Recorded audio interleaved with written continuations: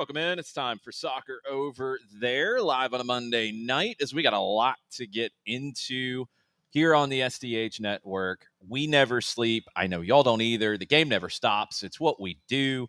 We got World Cup draw to talk about a little bit. We'll try to dig a little bit deeper into everything that happened in DC. The schedule's out. We'll talk about that. We're going to get into Mo Salah and him talking and Arne Slot talking and people not making trips and all of that. We're going to talk about Xabi Alonso and Real Madrid and crises. And we're going to talk about Champions League. And, of course, we're going to get into a very educational edition of the picks of the week.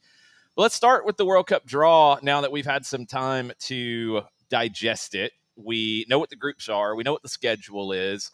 I feel like everybody is griping about something when it comes to this. We also know some additional things about this summer's World Cup, like hydration breaks and things. We'll get into all of that, but what are your biggest takeaways from Friday at the Kennedy Center, Jon Nelson? Well, there is no group of death, because of you have 48 now in the field. You could have had a group of death. It didn't happen. I think you have some difficult groups, but you could have had an absolute group of death. Yep, I would say that Group I for me was as close as you could have gotten, with France, Senegal, and Norway, and then obviously play-in 2, which would be some combination of Bolivia, Suriname, and Iraq. So that does not add to the group of death component.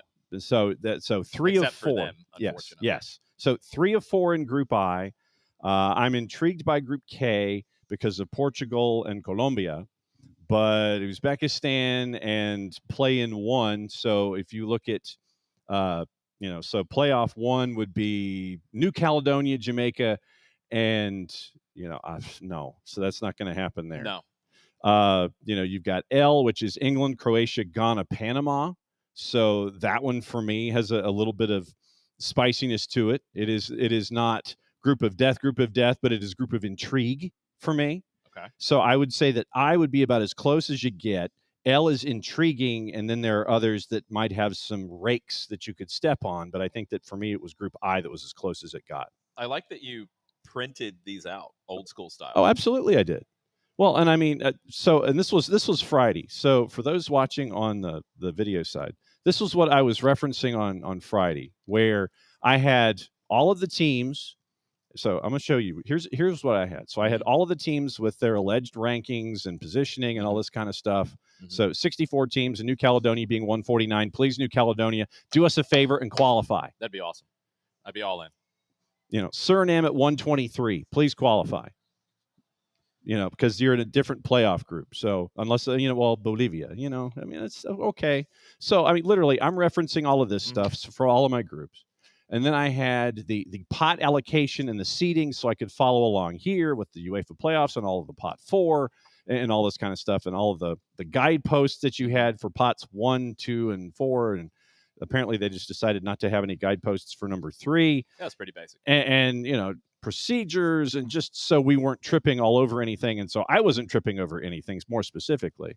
So you had your playoff matchups, and then you had your grid. And so I'm following along on the grid with the matchups and the knockouts and the appendices and pictures with paragraphs on the back of each one, the 8x10 color glossies. Unfortunately for me, I didn't want to waste any color. So yeah, I'm sitting here mapping it along, and I'm going, okay, slot goes here, slot goes here, slot goes here. What's it going to look like? You printed out a sheet and then you wrote it in. Oh, yeah, because there's no space. There wasn't any space to write it in. So, literally, you had the layout of the positions for all of the groups. You had your knockout stage. You had your knockout stage and your bracket once you get out of group stage here. And then you had the layout of where everyone was supposed to be in the appendices in Group B and Appendix B. Mm-hmm. And then it's like, okay, so as the groups go along, here's how it's going to work out. And then you can't go here. Rio Ferdinand apparently had pretty much been over the whole process for quite some time. He's like, no, we got to put this over here, and so he's like, no, this one goes to Group K. And Rio handled it well. There were people who flew off the handle about teams getting moved, but everything was done correctly. You didn't have any screw-ups, which is what I was worried about because it was very complicated. Yes. You didn't get into any of that, so that was good. Shaquille O'Neal did not doom anyone. There was a lot of talk internationally about Shaq pulling Group 2 and gonna give somebody a bad draw. And I don't think anybody's really angry with Shaq. I think Curacao and North Macedonia are angry with Wayne Gretzky. Yeah. That's a whole different topic. Oof. Give the man a pronouncer, please. Just give the man producer, help him out. You're not supposed to leave him hanging there when he's with, it's like it was Macedonia and Caledonia and Curacao or what was Curacao or something. I don't remember. But it's like that's what producers are for. You're not. You're there. Not. It was painful. It wasn't even funny that you hung Gretzky out like that. Yeah, I mean, like, write it on the little card. Yes, give him a pronouncer. Give him a pronouncer on the little thing, or have it on his little dais or something. I was concerned because it was taking Shaq entirely too long to unscrew the canisters. He had some issues with it. I guess he didn't want to crush it with his really, hands. which he would have. It was funny. I mean, I just saw like multiple articles Friday morning, like, our fate is being held by Shaquille O'Neal. Like, okay. But he's not shooting a free throw. He's just trying to unscrew a canister. Yes, but he could have really gotten some teams in bad situations. And, look, maybe Morocco is probably the angriest with Shaq about coming out of pot 2 and going into Brazil, but they were going to go in with somebody tough. Mm-hmm. That's the thing is I think it worked out after playing with all of the optimizers and things and seeing what you'd get and what you could get and the fake draws and all that. You kind of had a sense, if you did that enough, of the types of groups you would see. Yes, there were possibilities of groups of death. Yes, there were possibilities of all kinds of shenanigans. You got a pretty vanilla draw based on the rules that you had in place and what you could get. No real chaos, no super bad group. You've got some storylines in every one. I think every group, you come out of it feeling like you did going into the day. If you're a pot 1 team, you expect to win your group. Not all of them will. I think it's a little over half that I would say, or a little under half that are in jeopardy of winning their group. Pot 2 teams, the top half are going to feel like, hey, we can take points. We can win the group ourselves. Bottom half are like, we'll be fine. All we got to do is beat the teams below us. We'll be fine. Pot 3, you've got some teams in the upper half who are like, hey, we can get out of this. No problem. We're not worried. And then bottom half, a little more happy to be here. And pot 4, you're happy to be there and you're hoping. And your playoff rounds are going to be what's interesting because you've got some very interesting variants that could happen in some groups and make them more difficult than they are right now. We'll just have to wait till March and find out. So, it's just, it went about like I expected. And I think the schedule did too. And I know everybody in every city is going to have a gripe because you don't get a game that you want. There were 2 games that I would have loved to have gotten here in Atlanta. I mean, we knew, and I told everybody coming into the draw that Group H was the one to watch, and you were probably going to get 2 games with the top seed in Group H. And you did, and it's Spain, and that made total sense because they're going to be here for a couple of matches. It's an easy way for the favorite, the top seed in the tournament, to get started. They can base camp here. Everything works out well. I love that you have the team that is the favorite in Atlanta for 2 games. That's awesome. Okay, we knew South Africa was coming with the way the schedule was already laid out because of Mexico playing their home games and that group being somewhat lined up ahead of time. Not a shock. So you knew they were going to get one of the other teams. They got one of the other teams. We'll wait and see who it is in March. The other 2 games were the ones that I hoped we would get Brazil-Scotland instead of what we got. I hoped that we would get Colombia-Portugal instead of what we got. Okay, we didn't. We got the favorite, and we knew we were getting South Africa because of that group. And then when you project ahead to the knockout rounds, if things go to chalk, you'll have England come in round of 32, and then you'll have Argentina in the round of 16, and then you'll have Argentina in a semifinal. That doesn't stink. That's going to be pretty good. So it is what it is. Not every game in a tournament, especially a 48-team tournament, is going to be a semifinal level game. You're going to have games that are actually just first-round games. I like that we have Cabo Verde. I think that's very cool. We're going to tell you a lot of stories about them ahead of that opening match with Spain. I like that we have South Africa because of the connections between Atlanta and South Africa and the Kaiser Chiefs and Kaiser Motong, and we'll get into all of that as we get ready for the World Cup.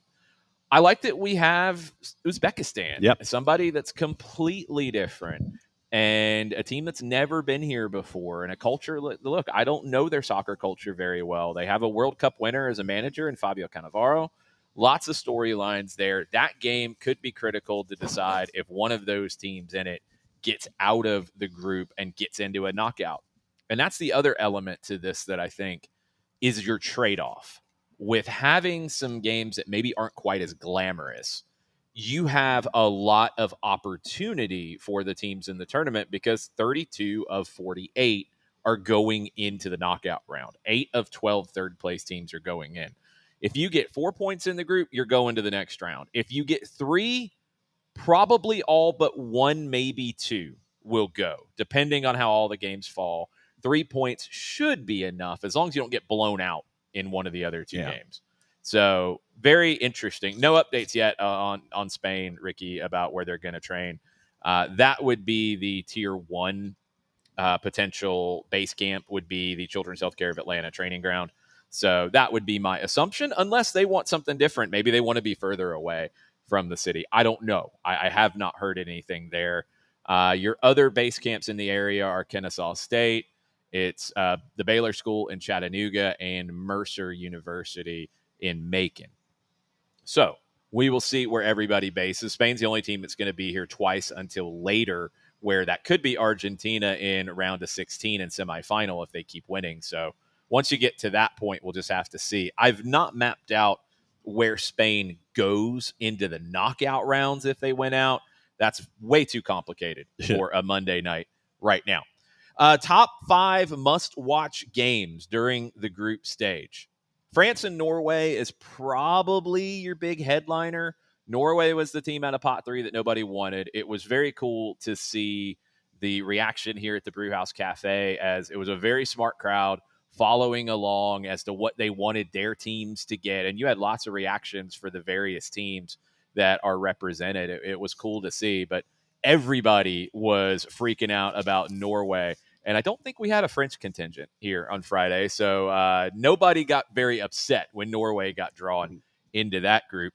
Brazil, Morocco is another one. And I'm very happy that we have Morocco coming to Atlanta, because I think Morocco is a team that could go deep in this tournament. That's one of the rising, if they get to the quarterfinal or better, powers in the game. I'm drawing the line there. That's my line. Brazil, Morocco will be a great one. U.S., Paraguay will be a great one as well to open the tournament here in the U.S. You're going to have 3 opening ceremonies for all of the host countries, we found out.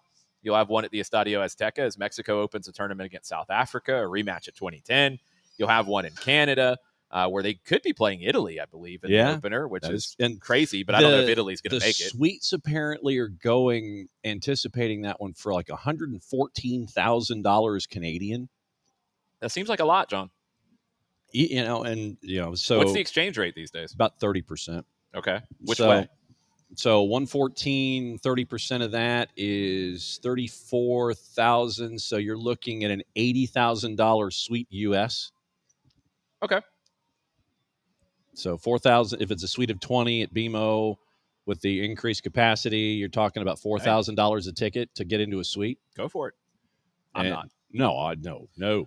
But U.S. Paraguay is one of the big games. Belgium, Egypt is on the list. I mean, that's like the old man group. Because Belgium has a bunch of old dudes. Yep. Egypt, and we're going to talk about Mo Salah in a minute. Old dudes. You're asking Mo to do a lot, and he's not doing it right now at Liverpool, and he's very angry about it. What's the rest of that group off the top of your head? Which group? Egypt and Belgium. Oh, Egypt and Belgium is Iran and New Zealand. Old men. Yes. Wood, the striker for New Zealand. Old man. Bobby Wood. No, it's not Bobby Wood. He does not play for New Zealand, John. Oh. Bobby Wood played for the U.S. Chris Wood. Chris Wood. There you go. Thank you. Good job. And to your point, if Spain wins Group H, first knockout is against the second team out of Group J: Argentina, Algeria, Austria, Jordan. Yes. Where? That I don't have. That was the part I was asking. Oh, on my appendix. Because I was wondering if Spain might leave Atlanta after the group stage or not. But we'll figure it out. Don't. Just don't. I'm just personal curiosity. Dios mío. Germany and Ecuador is the other game on my top 5. Ecuador could upset Germany. I really believe that. Germany, rounded into form. They were not exactly convincing in the qualification run. They got it right at the end, but I think Ecuador is going to be a team that can surprise. I think in general, your South American teams can surprise because I really see a lot of games and a lot of results turning in the last 15 minutes, and you're going to have a lot of people crying about how hot it is. Oh, absolutely. And that's going to be a factor. And if you look back to 1994, if you look at 2014, you had more teams from this hemisphere succeed than usual. And I think that the climate is part of that. Now, Germany did win in 2014. They are one that can handle it, but you're going to see some surprises because of that. First one is at SoFi for. So they'll go out west. So yeah. So Spain goes to SoFi, and then the winner of that one ends up as the winner of 83 and the winner of 84. So, of course, they don't tell you. Oh, here we go. Winner of 83 and winner of 84. Goes to Jerry World. Okay, yeah. You're going to, if you're Spain, you're leaving Atlanta after game 2 or 3. Because I'm sitting here and I'm still trying to reconfigure Dallas Stadium. And I'm like, Cotton Bowl? No, Jerry World. So no, they're not playing at the Cotton Bowl. You know that. But it's just it's the first thing that pops into my head. Dallas Stadium instead of Jerry World being the sponsored thing that it is and the known element that it is, since we have to go with the generic names. But you know where it is because it says literally Dallas Stadium. Yeah. So it's in Dallas. Mm-hmm. Actually, Arlington in this case, but I digress. Thank you, Ricky. Thank you for doing things quicker. I appreciate it. I'm trying to think anything else from World Cup. We're going to have hydration breaks in the middle of the half. Thankfully, I've always thought it was extremely stupid to do it after 30 minutes of the half. Yes. Because why don't you just do it in the middle? Come on. It ain't rocket science. No. So they're going to do that now. Apparently it is. It's going to be a mandated 3 minutes, which means you can put a commercial in there. Yes. Which means more money. Oh, yeah. Hey, I don't care. I know people are going to, well, back in my day. I know that's happening. I get it. Get it off your chest. Tell people to get off your lawn. It's all good. Go ahead and do it. But that's just where it's going. So I would assume, actually, you will see other leagues adopt that down the road after this tournament because more money, and you have different climates than they used to be.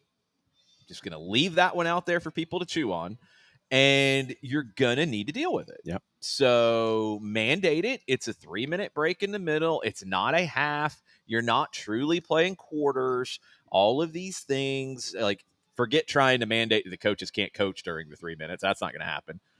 It is what it is.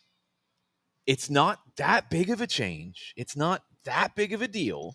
And it's going to make a lot of sense for this competition. And it needs to be, and I think just from the reporting, it will be consistent everywhere, including stadiums with roofs and air conditioning, like Atlanta Stadium during the World Cup.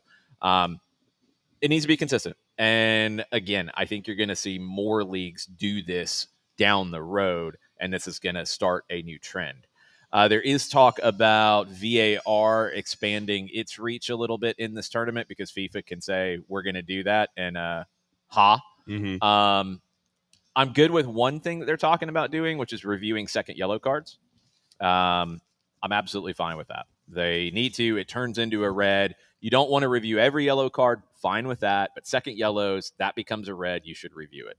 And if you decide not to give the second yellow, fine. The reviewing of corner kicks is the other one that they're talking about expanding. And I think with World Cup, this would directly tie into the technology of the ball itself, where they feel like they can do this extremely fast because you have to, because team can take a short corner and move on. I hope they don't hold corner kicks to check them. That's all I want. If you get a chance to check it and your technology of the ball is able to tell you who touched it last, great. All in. That's fine. I don't have a problem with it if it doesn't slow the game up. If you're going to hold corner kicks for it, no, that affects strategy, and I don't want to see that. But it sounds like they're talking about the technology of the ball, so they should be okay in that regard. Anything else from all of our World Cup extravaganzas over the weekend? If you missed it in the schedule, portion of the show the next day. There was a public apology to Lionel Scaloni because he was made to wear the white gloves bringing the trophy out. I didn't quite get what was going on with any of that, but if you are a World Cup winning coach or player, you do not have to use the gloves. Okay. If you have not won it, you have to use the gloves. Okay, cool. I didn't know that. That was kind of funny. It was kind of cool. There were reports that he was a little ticked off because he wasn't recognized backstage as he was doing it. And they made him put the gloves on, which I'd be ticked off too if I won a World Cup last time out. But all is good with that. I thought that was entertaining. 4-card, no, that's not true. Don't do the Atlanta got screwed out of any good group games. We got the team that is the favorite coming into the tournament twice in Spain. We have Morocco, who is another very good one, in my opinion. The other two, yeah, I would have loved to have gotten Colombia, Portugal instead of Uzbekistan. I would have loved to have gotten Brazil, Scotland instead. And we didn't. And that's okay. Morocco, Haiti, I think will actually be a fun one. And I want to see Morocco up close. I want to see Spain up close. Those were the two decisions, honestly, because once you had it sorted out, well, yeah, 4-card, welcome to a 48-team tournament, but you're still going to have intrigue and you're still going to have drama. There are a lot of those games around the tournament because you have a lot of 1 versus 3, 1 versus 4 matchups. And when you're talking about Spain, they are the ultimate one. They are the number one. So anybody they play outside of if they had gotten a Morocco or a Norway in their group, you could look at it as a cupcake game. It is what it is. That's how these tournaments go. I like how it's built up to where you get to the knockouts and you're looking at England and Argentina twice. I'm happy with how that can go. It is what it is. There's nothing you can do about it. I don't think anybody screwed Atlanta intentionally. I don't know if any city is jumping up and down about every single game they got. I'm also a sicko. So, I mean, if you haven't been able to tell from our picks of the week content, I like these random games with some teams that I would never have the chance to see in my city again. I think that's fun. So I like that we will go from Cabo Verde playing playing against the tournament favorites in the bins. I like that we get that, and we will end with the second World Cup semifinal and set the scene for the final. I like that buildup. I'm cool with it. We're going to have Glenn Davis on the show on Thursday morning, and we're going to break down the Houston bracket and everyone going there, and what he thinks about everyone who's going to be coming to Houston. So I think that it'll be fun to get Glenn's perspective on things when it comes to Houston Stadium. See, now I'm getting into the idea of just calling it City Stadium. You can just say where the game is. It's in Houston. It's at NRG. It's in Houston. Right. You could just say it's in Houston. Fine. Houston Stadium. I don't remember half of the sponsor names of stadiums as they change every 5 years anyway. I'm the other way around. I literally am remembering the sponsor. Then that way I remember that it's in that city. That's bizarre, John. Well, I mean, consider who we're discussing. Yes, here. But it's still bizarre. So it'll be fun to catch up with Glenn and kind of get that perspective. And hold on, 110. There are no midnight kickoff games on the East Coast that I know of. I'd have to go back and double check them all. I know there's some 10s, but they're not kicking off in the East Coast. No, they are played on the West Coast, and their later starts there. I'm assuming because I remember one being Japan playing at a 10 or an 11. Maybe I think there are 2 midnight Eastern kicks. Just to clarify, yes, thank you. There we go. Thank you, 110. Look. You're trying to make everybody as happy as possible, and you're not going to. But those are supposed to draw on the TV side, which you're not purely looking at the U.S. You're not purely looking at the East Coast. Now, they need to draw, and that's hopefully the schedule makers did their jobs. I think it was 2 midnight games because I've started to look ahead to what my summer next year looks like, and it's going to blend together. It scares me. Yeah, there's a 9:00 in Philly early, and Australia is playing one of the midnight Eastern games on Friday, June 12th. Austria, Jordan is one. I don't know Jordan's time zone off the top of my head. Tunisia, Japan is one, so I think that works. Is that the 3? think that's the 3 from the group stage. I remember 2014, we had one like 10 or 11 kick. And I want to say it was Colombia and Ivory Coast or Japan. No, it was Japan and Ivory Coast, I think. And it was actually a pretty wild game. So I'm looking for some World Cup after dark action for sure. There's some 10 o'clock Easterns in the Central Time Zone, Kansas City and Dallas. They've got. I'm definitely not going to be sleeping during the World Cup. No, there's going to be there's going to be a 5-week period where Jason is not going to sleep. I'm looking ahead to all of the Atlanta Soccer Tonights we will do and trying to figure out on some days where they will fit. And there's some that are going to overlap with games just because there's no way around it. It's going to be a wild ride. It's going to be fun. I'm looking forward to it. It all feels real now. John, I have a question for you. Yeah. Who sponsors the Holiday Bowl? It used to be Pacific Life. I think it's somebody different now. I don't think anybody does, actually. I think it's a sponsorless bowl at the moment. Okay, fair enough. There you go, Ricky. I think it is. He did not say San Diego County Credit The San Diego County Credit Union. But that's the poinsettia. That was the other bowl that they put in there. Yeah, that was the poinsettia. That was the secondary San Diego. You tried to out-nerd him, and he out-nerded you. Yeah. It happens sometimes. Look, I mean, Jacksonville State and Troy are playing in the IS-4S military bowl. Sorry, Jacksonville State. I apologize. Not really. So, no, of course not. I am looking forward to the day of the first game here in Atlanta before we move on to Mo Salah throwing things out of his crib. Yes. Monday, June 15th, we will start here in Atlanta at noon, Spain and Cabo Verde. Then we will go to Belgium and Egypt, which should be a good game. Then we'll go to Saudi Arabia and Uruguay, which could be a sneaky good game, actually. Yep. 9 o'clock, it's Iran and New Zealand. And at midnight, Austria, Jordan. 5 games in a row. Chaos. All the around-the-corner lager you can handle. You might actually be on the floor if you try to. Yeah, really? But anyway, it's possible. Anything is possible. I don't know where Atlanta Soccer Tonight will fit on that day. There's a few days that I'm kind of like, Atlanta Soccer Tonight will fit anywhere and everywhere. It will be somewhere. All right, let's put World Cup to bed for now because we will have plenty more to talk about as we go. We are going to get into a lot of different World Cup stories off the beaten path as we prepare for 2026. But one of the big storylines from the weekend after World Cup was Mo Salah giving a mixed zone interview for the ages.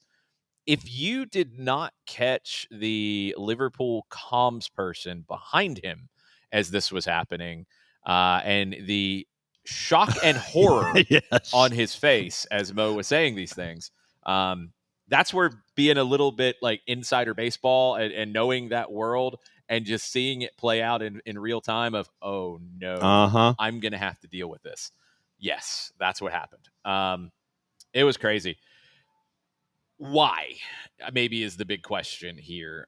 He got a new contract when? A year ago? 2 years ago? Because remember, and this is what kind of made me laugh about this, and this is where I have flashbacks to things we talk about here on SDH or on AST, any of the acronyms that we hang out at. I remember a lot of talk about Mo Salah not wanting to sign a new contract and wanting all the money and flirting with Saudi and flirting with La Liga. And there was so much talk about him going to La Liga. And at one point it seemed like a foregone conclusion that Mo Salah would go to Spain. Then he signed a new deal with Liverpool. They took care of him. Well, he's not happy. No. And what was very entertaining, and a Twitter account that I follow and enjoy, Tactics with an X, they broke down a little bit of this about, according to reports, Mo Salah, when Arne Slot came in, basically made the deal with him that if you allow me to rest defensively, I'll deliver for you offensively. And he did last year, and it worked. Well, same role this year. And yeah, they've had to move things around a little bit because you've had other issues, but he's a good player. He should be able to handle that. But he's generally played the same role. And he hasn't produced. He just hasn't. So what do? Sometimes you bench that player when they're not producing. And then when others start to produce, they play. And these happen. And welcome to the professional game. What's not professional is going into a mixed zone and knowing exactly what you're going to do before it gets started. This wasn't like raw emotional reaction. This was calculated. And it was a bad look for somebody who's a club legend, in my opinion. So why did he do it? He thinks he's been treated as the scapegoat for Liverpool's slump. I don't know by who. Maybe just frustrated in general. He's got 4 goals in 13 games in the Premier League. I don't know what Arne Slot wants from him. I mean, that tactics tweet and kind of those conversations are out there to a degree. I don't know what Arne Slot's asking him to do or what kind of pressure he's putting on him, but when you've produced at the level that Mo Salah has produced at, there will be pressure on you. And that's just how this goes. He definitely wanted to intentionally send a message, and I don't know to achieve what. That's the thing for me. Does he feel like he should be treated differently because he is a club legend? He might feel that way. He shouldn't in this case. The other side of it, why he is not with the team in Champions League this week. He said he basically like set it up to where he would be back when the team plays at Anfield before he goes to the AFCON tournament, and that might be the last time the fans see him. And that's kind of I don't know. I thought it was a very unprofessional message and a very unprofessional act from Mo Salah. It's like he wants to, and this is going to sound like another couple of situations we had this weekend. So you want to take your ball and go home at that point. That's kind of how he's presenting it. It's like, well, if I'm not playing, then I'm out. And 110 says he's setting up to go to Real Madrid since they need a mature presence in the locker room. This was not mature, though, in my opinion. And if I'm looking for a mature presence, I'm not wanting to sign somebody who does this. Now, Madrid needs defense is what they need. They don't need another attacker that I don't know where he would fit in. There was talk about him going there at one point, really strongly, and he signed another deal to stay at Liverpool. We're going to get into Xabi Alonso here in just a minute, and this is blown up as well. So I don't know if Madrid's even thinking about Mo Salah right now. The deal was signed back in April, and he's got 19 months left on it. Yeah, so you signed a deal in April to stay, and now 6-8 months later, you're freaking out and basically holding a press conference to blast your employers and to blast your coach. Not liking it. Not liking it at all. We'll see how Arne Slot handles it, but it seems like the club is backing him. And it seems like the club is going to stay the course. And if that means that Mo Salah is forced out because he wants to be, that's what it seems to mean. And if they're going to do that, they would do it in January. And where he could go and what he would want, it becomes really interesting because I don't think that was on anybody's radar coming into the season that he could be available in January. So we'll see. No, 110, I don't think it has anything to do with being an African player. I have to thoroughly disagree with you there. That's an assumption that I don't think is fair. I think he has been given the benefit of the doubt. I think getting benched for his form this year is not unfair. I think and this is where you get into this issue that I think he's created now. When you act unfairly and you have a premeditated basic presser to blast your employers, it's the two wrongs don't make a right. Like you have then acted unprofessionally, you have then acted unfair, and you lose the moral high ground in the conversation. I don't think he had it to begin with, but no, I guess what I come back to in this situation, and it's something that comes up with every club and every great player at some point in their career.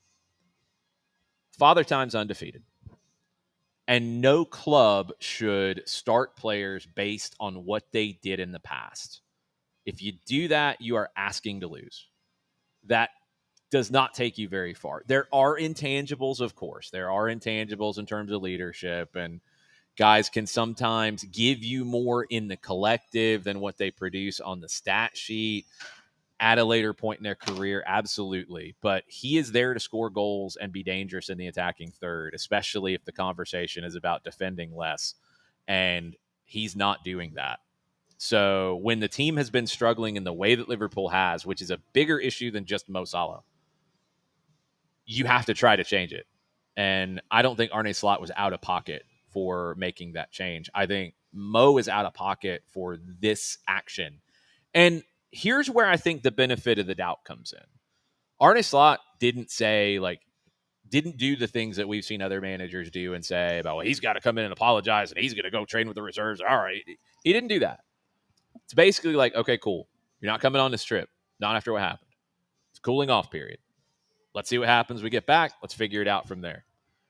That's giving him the benefit of the doubt. You will give him the benefit of the doubt in coming back from this. You don't give somebody the benefit of the doubt in playing them minutes that they're not earning. That is a very different conversation.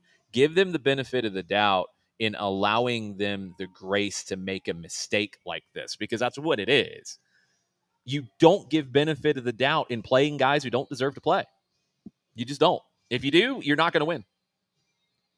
Quoted as saying in this rant of the ages, I don't believe it. I've been in this club scoring more than anyone in this generation.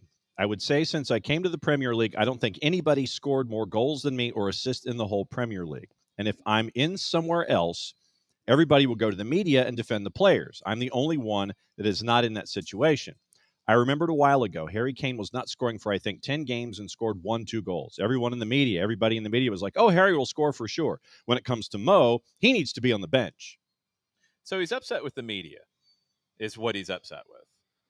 Okay, and that has nothing to do with coaching decisions. Well, so let's see if it continues. I had a meeting with the manager. He knows my feeling. I thought I'm going to renew here and end my career here, but this is not according to the plan. So, I mean, but I just have to say, like, you can want to end your career somewhere, and sometimes that doesn't happen. And we've seen it a million times in the professional game.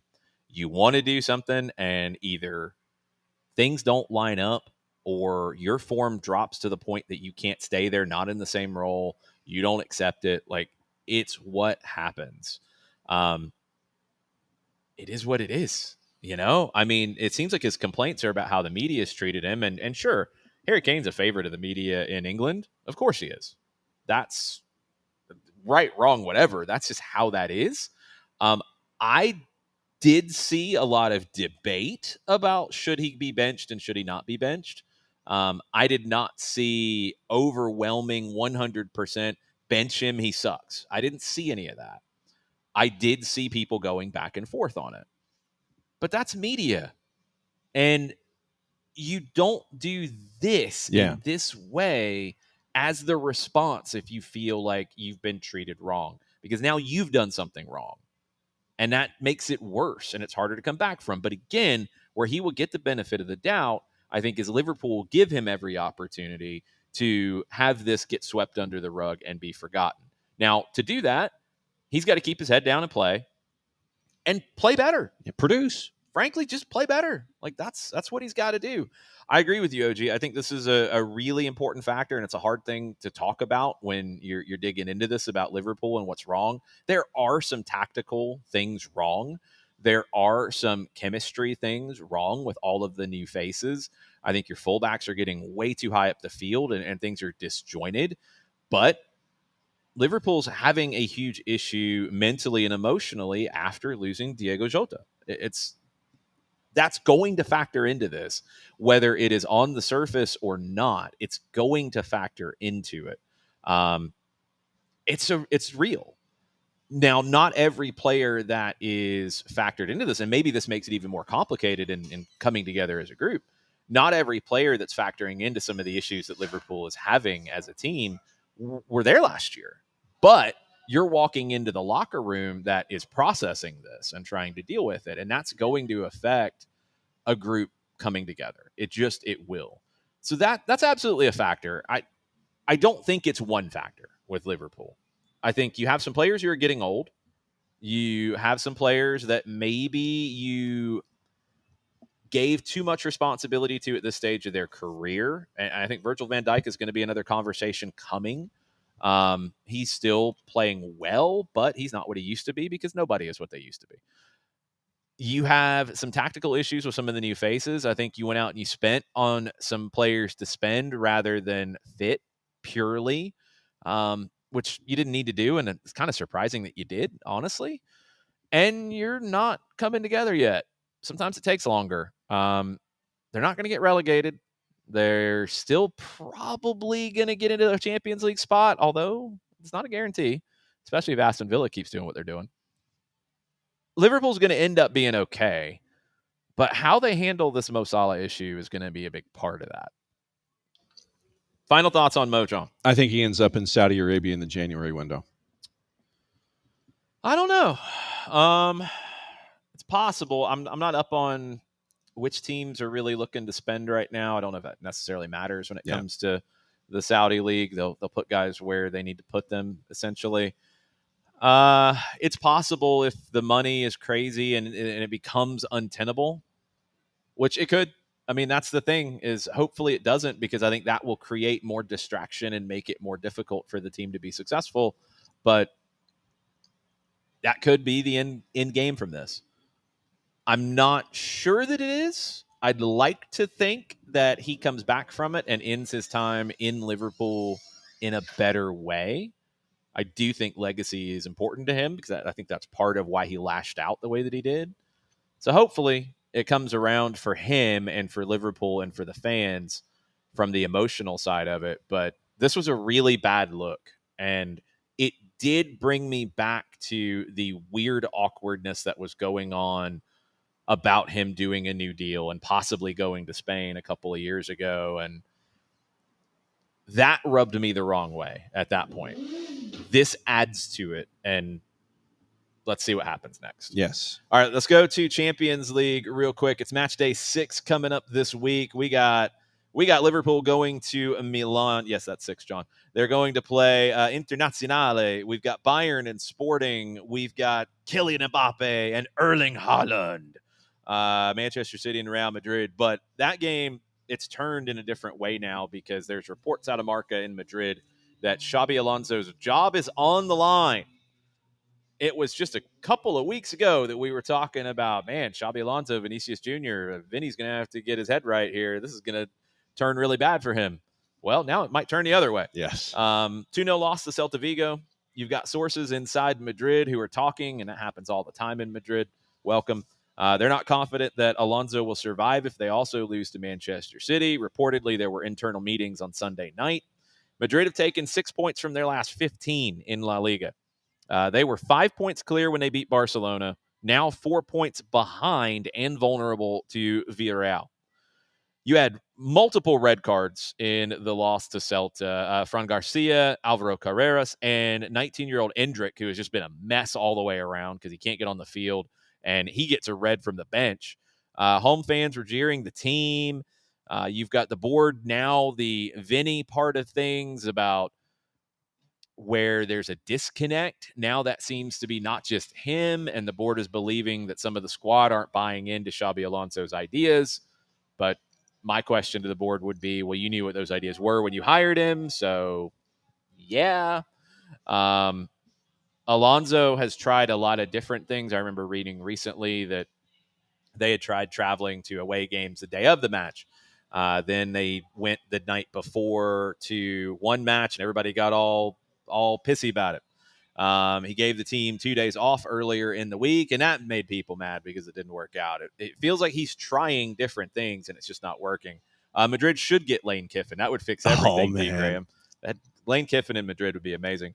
Eder Militao, he's out for 3 to 4 months with an injury. The back line has been bad for years, and now you've got another issue. That has not been addressed properly. The signings that they brought in have not fixed it. Ricky, as Ricky says here, it's the Real Madrid Castilla manager.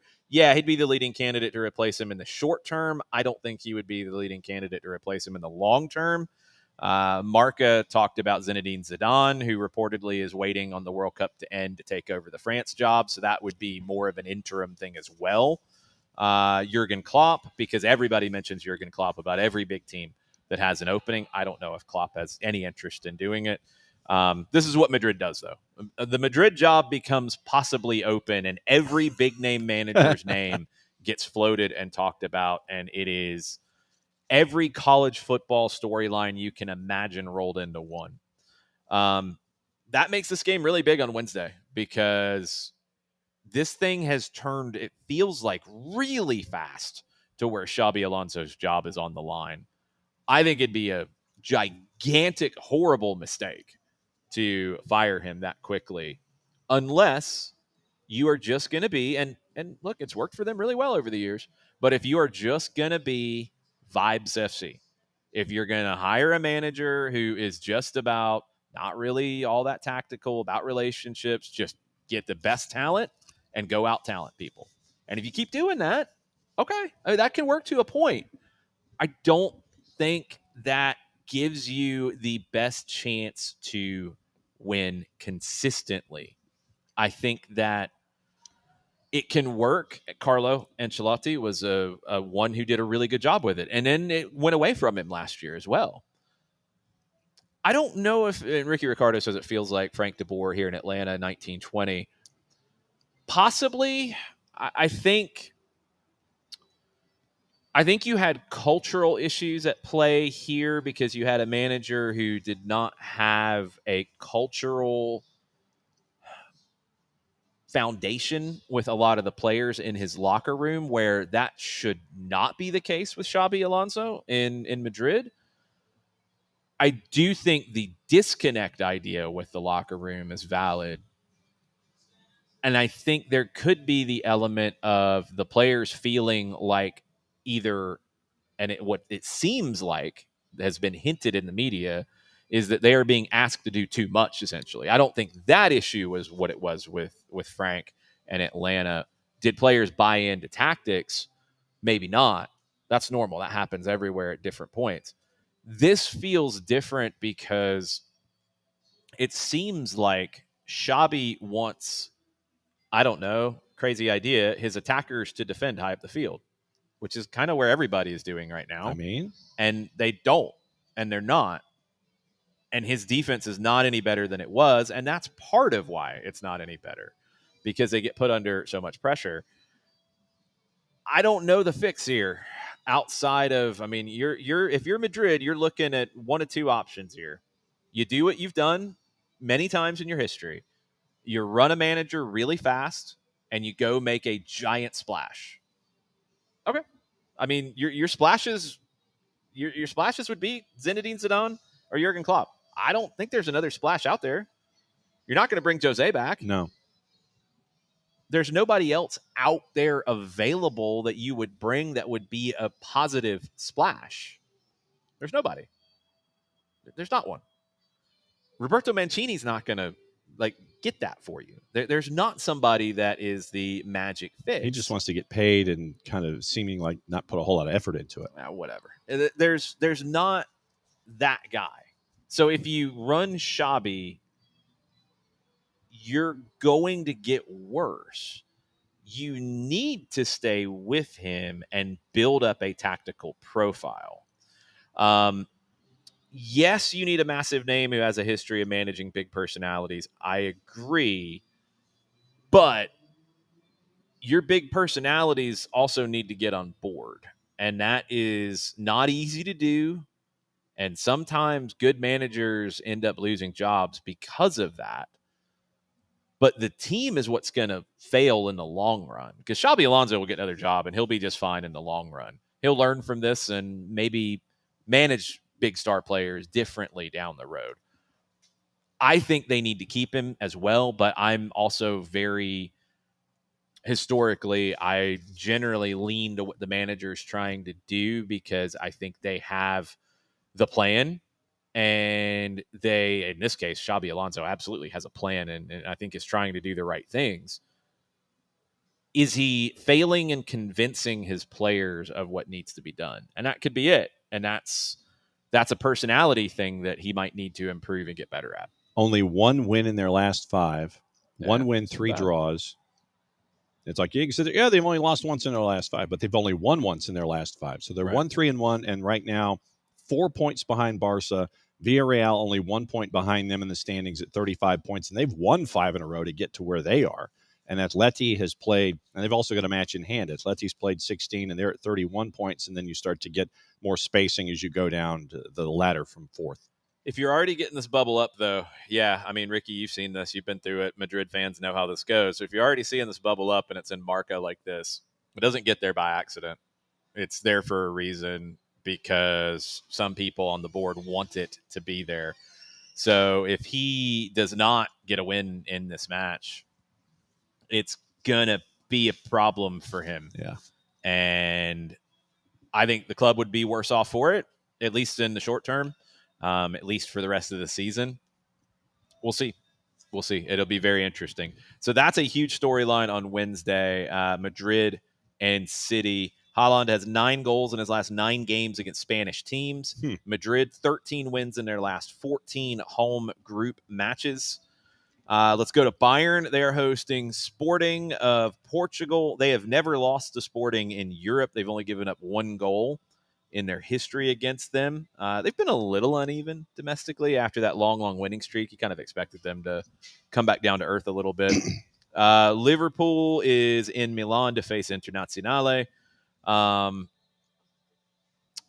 Liverpool needs a reset, and we'll see how they respond to the Mo drama and handle things. Maybe the trap match of the round is Olympiacos and Kairat Almaty. Kairat's got 5 clean sheets in their last 6 home games in European competition. They haven't won, but they've been elite defensively. So that's one to keep an eye on. And you're getting to that point where those kind of games are vital because of the seeding and getting into the knockouts and getting into the next round. Kickoff temperature apparently is going to be 18 below Fahrenheit. Yeah, that's cold. That's really cold. So if I'm Kairat Almaty, yes, I'm a dog at plus 552, and Olympiacos is a prohibitive favorite at a minus 204. But I'm looking at Kairat Almaty's defense. I'm looking at the temperature, and I'm looking at Olympiacos stepping off the plane and sitting there going, nah, this is no. So I'm leaning toward anything involving Kairat Almaty, if not a draw, to start things off with that one. Well, that's not in picks of the week, John. But still. It's not. Damn it. Not in picks of the week. Damn it. Trying to think of anything else that popped off over the weekend. We got a Liga MX final that starts on Thursday. Tigres and Toluca. Did you see the ankle break? Which one? In Liga MX. I don't think I did. Yeah, it was. I don't want to. I try to avoid those. No, you don't. Because my ankles are horrific. So anything ankle related, no. I cringe. It was a player from the outside trying to maintain possession, trying to send a pass further up at about a 45-degree angle, hits the player right on the outside of the right ankle. And because of the force of the blow, it caved the ankle inward. And no, don't go watch it. Not good. No. Not good. I thought I saw one that was Milan that was similar to that. But, yes, Sergio Ramos is leaving. He's leaving Monterrey. We know that much, Ricky. More than likely leaving Liga MX. Be curious to see where he goes. I don't know. I mean, I don't see him coming to MLS. We've talked about this. He could definitely get a payday in Saudi if he wants to. I don't think there's a spot back for him in Spain. Although, sadly, Real Madrid could probably use him at center back these days. I don't know. What's up, Alex Pacine? Thank you for joining us. So Liga MX, that final starts on Thursday. It's Thursday and Sunday. There we've got the FIFA Intercontinental Cup this week with Cruz Azul and Flamengo. We'll get into that here in just a little bit. That is in the picks of the week. We have a final set in Argentina, and Racing continues on. Santiago Sosa posted that the team had eggs, and you can take your translations wherever you want on that. They got through with 2 reds from the previous game. Santi did not play against Boca. They grinded out a result. Boca getting eliminated means River is out of the Copa Libertadores for the first time in 10 years. It will be Racing and Estudiantes who got the win today. Yeah, mute button, John. Well, I mean, I was eating. I didn't want to be rude. It was in It was in the Tigres Cruz Azul match. Angel I don't need to Correa. see it. No. I'm just saying it. Angel Correa That's not good. tried to send a shot in, and it literally went off the outside of Chiquete Orozco's ankle as a shot on goal. I don't need to see it. No, you don't. I don't want to see it. 87th minute, and people are wanting a sanction on Angel Correa for his shot on target. They were wanting a sanction? Yes, they want him suspended because fans of Cruz Azul basically said, oh, he did it on purpose. He broke Chiquete's ankle with that shot on purpose. He needs to be sanctioned / suspended. And there was a lot of hand-wringing and angst and finger-wagging. That makes absolutely no sense. No, it doesn't. But when you're desperate in a situation like that, you're going to try and grasp at anything. Okay. I still don't understand what happened. But no, I don't want to see it. I don't want to see it. Your explanation left me wanting there. Sorry. All right. I did not understand what you were getting at.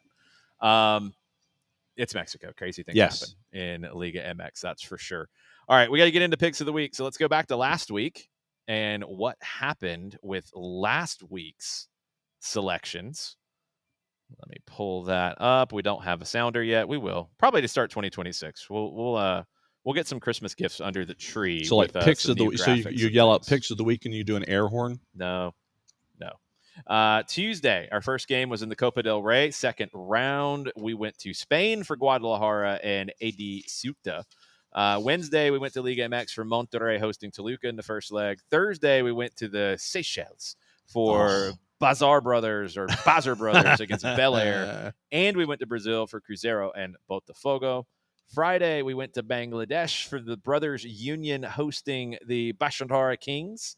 Saturday, it was MLS Cup. Sunday, we went to Ligue 1 for Auxerre and Metz. And then also to Italy for Napoli and Juventus. And our prop bet was in Liga MX. Goals in the semifinals, the 4 matches.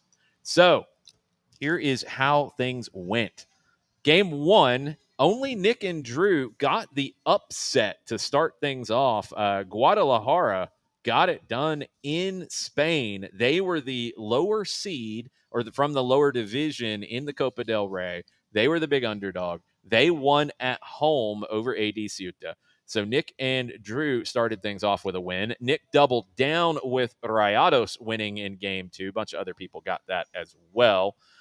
Game 3, Sofia was the only one who got the draw between the Bazar brothers and Bel Air.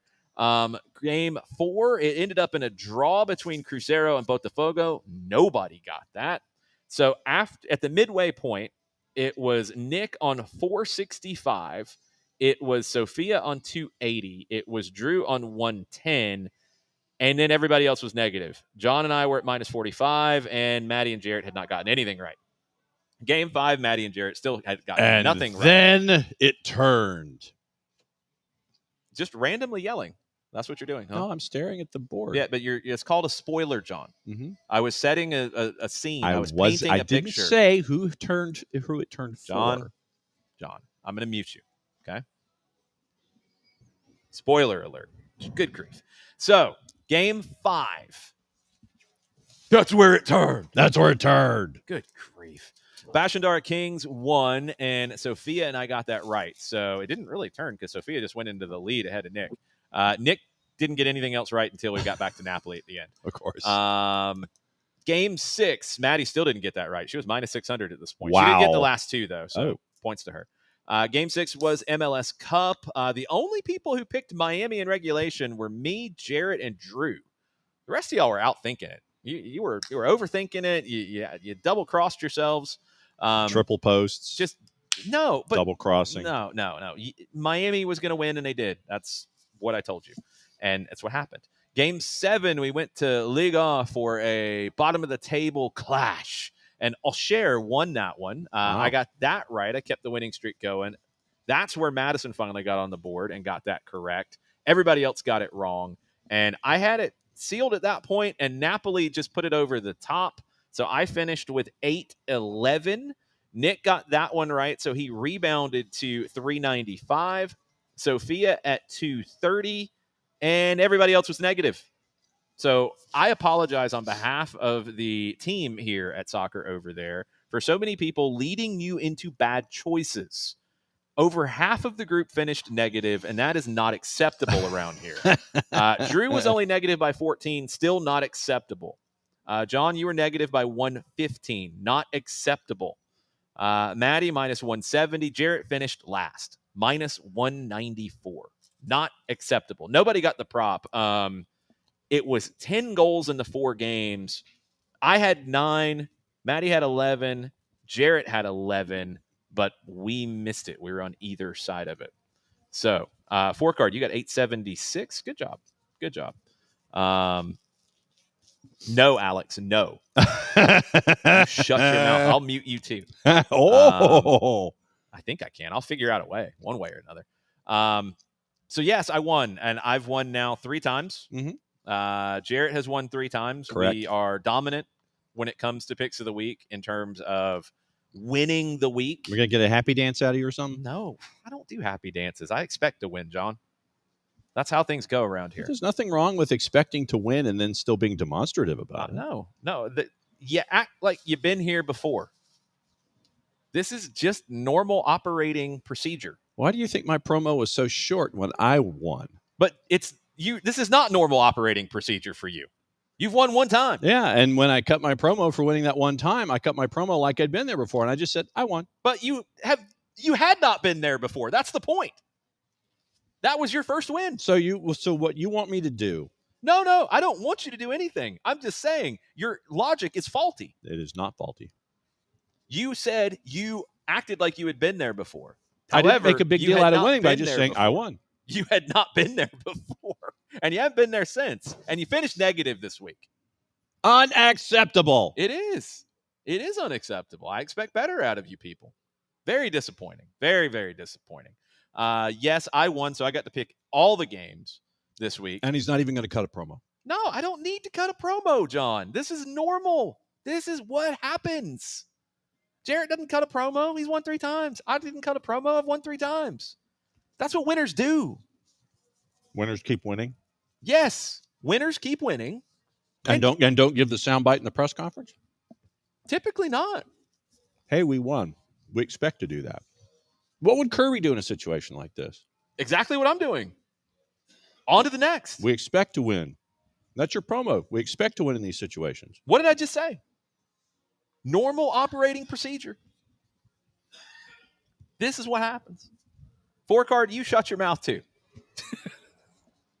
Is it Walter and Stadler, or is it Stadler and Waldorf? Waldorf. That's what I thought. Stadler and Waldorf. I'll yell at everybody. I won this week, so I can yell at all y'all. See? All right. See, and that's not cutting a promo. No, it's not cutting a promo. It's just talking. So yelling at people because you won is not cutting a promo. No, it's not cutting a promo. Cutting a promo is drawing a whole bunch of attention to myself and saying a bunch of funny things, or yelling, or making a funny sound effect or a silly voice. I don't need to do that. I win often. You should be used to it by now. So then when I cut a promo on those instances when I do win, and the promo is basically I win and acting like I've been there before, that's are you calling that a promo? Because that's not a promo. I'm not even calling it a promo. I'm just saying in that slot in the rundown where you get to cut the promo. John, let me fix this for you. Let me fix this real quick for you. Yeah. You know how that works? You win more than once. That's how it works. When you win more than once, then that kind of shtick works. When you finish negative, no. But then why? Then considering that I've only won once, and my history of winning is very, very I don't know, low Ricky. anyway. My head's spinning as well. So when I do win, you should have been very excited when you won, because you don't do it often. I was excited, but I was treating it matter-of-factly. Okay. I was acting like I'd been there before. So then why are you trying to push me into doing a performance piece when I've won for the 3rd time? I didn't know if it's a performance piece, if it's a performance piece. I was not aware of that as a part of. We've done this show before. I've won twice already this season. This is how it works. Some days you might be able to surprise some folks. And No, sit there I'm and not go, going to yell, "Let me tell you something, Mean Gene." Will, it's not going to happen. And hi. And let I'll me yell tell at you something, too. Gene Mean. No, I'm not doing that either. Oh, I won come picks on. of the week. That's basically what happened for the third So time this season. so he does it and it's normal. I do it and it's apparently abnormal. No, I didn't. John, I don't know what you're doing here. No, it's not abnormal to not cut a promo when you win. I did not say that what you did is abnormal. I said that works better when you win more. That's my point. Just win more. So you get mad at me when I cut a promo when I win, and then now you're laughing at me when I don't cut a promo. No, John. Let me be very clear on what I'm laughing at. I'm laughing at me winning 3 times and you winning once. I'm laughing at you being negative this week. The promo business, I don't care. Why are you laughing at me being negative, considering my track record of being negative? Because it's still funny every time. I'm not denying that either. But I can't. I give up. I don't even know what game you're playing at this point. I've not caught up with Jarrett in overall value yet. Jarrett's fallen off in overall value a little bit. No, wait, sorry, he hasn't. Nick fell off. My bad. I'm mixing them up. Jarrett finished negative this week, so he dropped I'm dead blanking last now. That's what I'm saying. Oh, I thought it was just this week that I was in the negatives. Let me start over.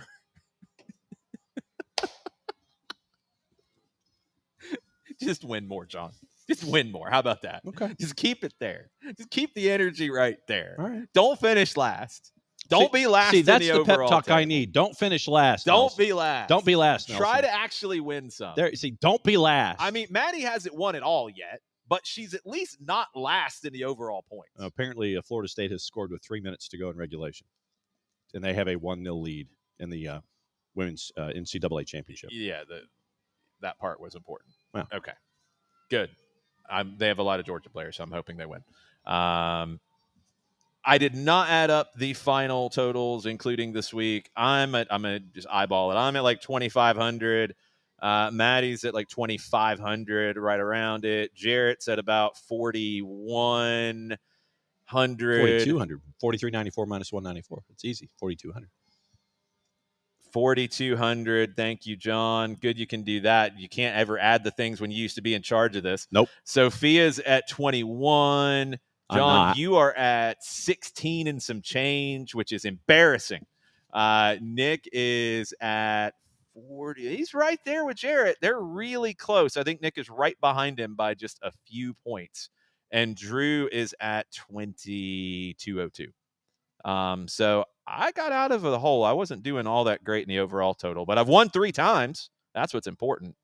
And John, you're in last. Not in last in wins. You're one spot above that, but you're in last in the overall total. So work on that. Just win more. Yes. Yes, just win more. Just win more. Okay. 4 card. I don't know if you've won 3 times, though. That's all I'm saying. That's all I'm saying. You are ahead of me in overall, but I've won 3 times. I'm very up and down in my overall pick.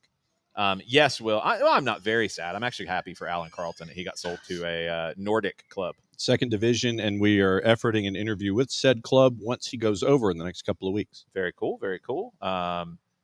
Really happy for his success. I think I've caught up on everybody, so we can actually get into the picks this week. Unless you have anything else you'd like to clarify, John. Eat hot food quickly in cold weather. Otherwise, it gets very, very cold very quickly. And so cold food and cold weather really doesn't mix. Good job.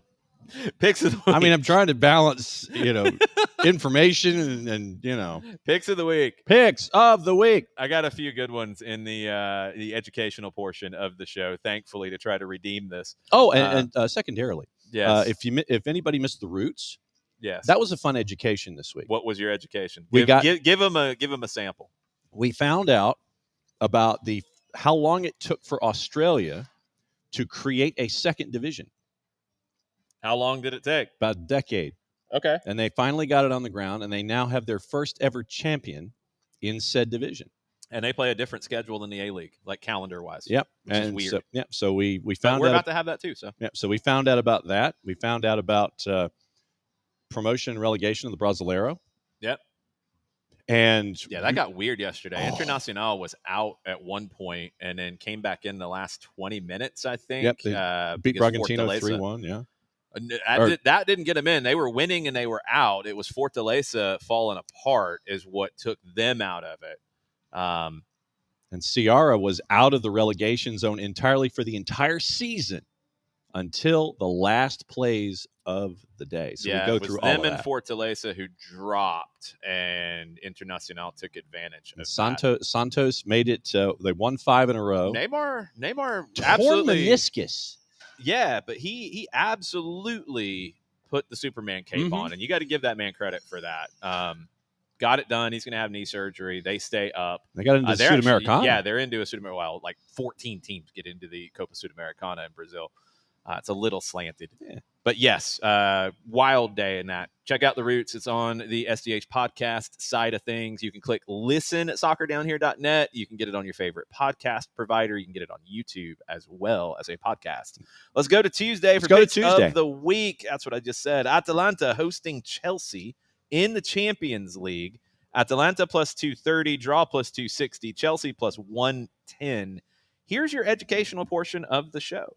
Atalanta, they were founded in 1907 by students in Bergamo. They merged with another club, and that's what got you the black and blue identity that they're known for.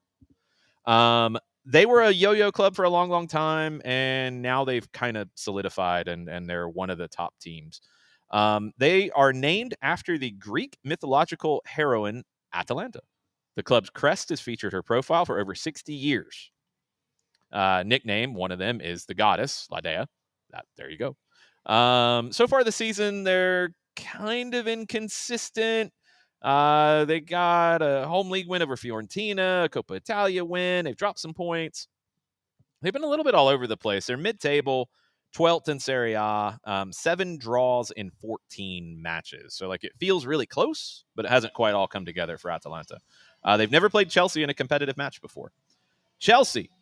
We've done a lot of the history stuff with Chelsea. The thing that I had kind of forgotten about with Chelsea, we think of the Roman Abramovich era and we think of Chelsea as a blue blood now.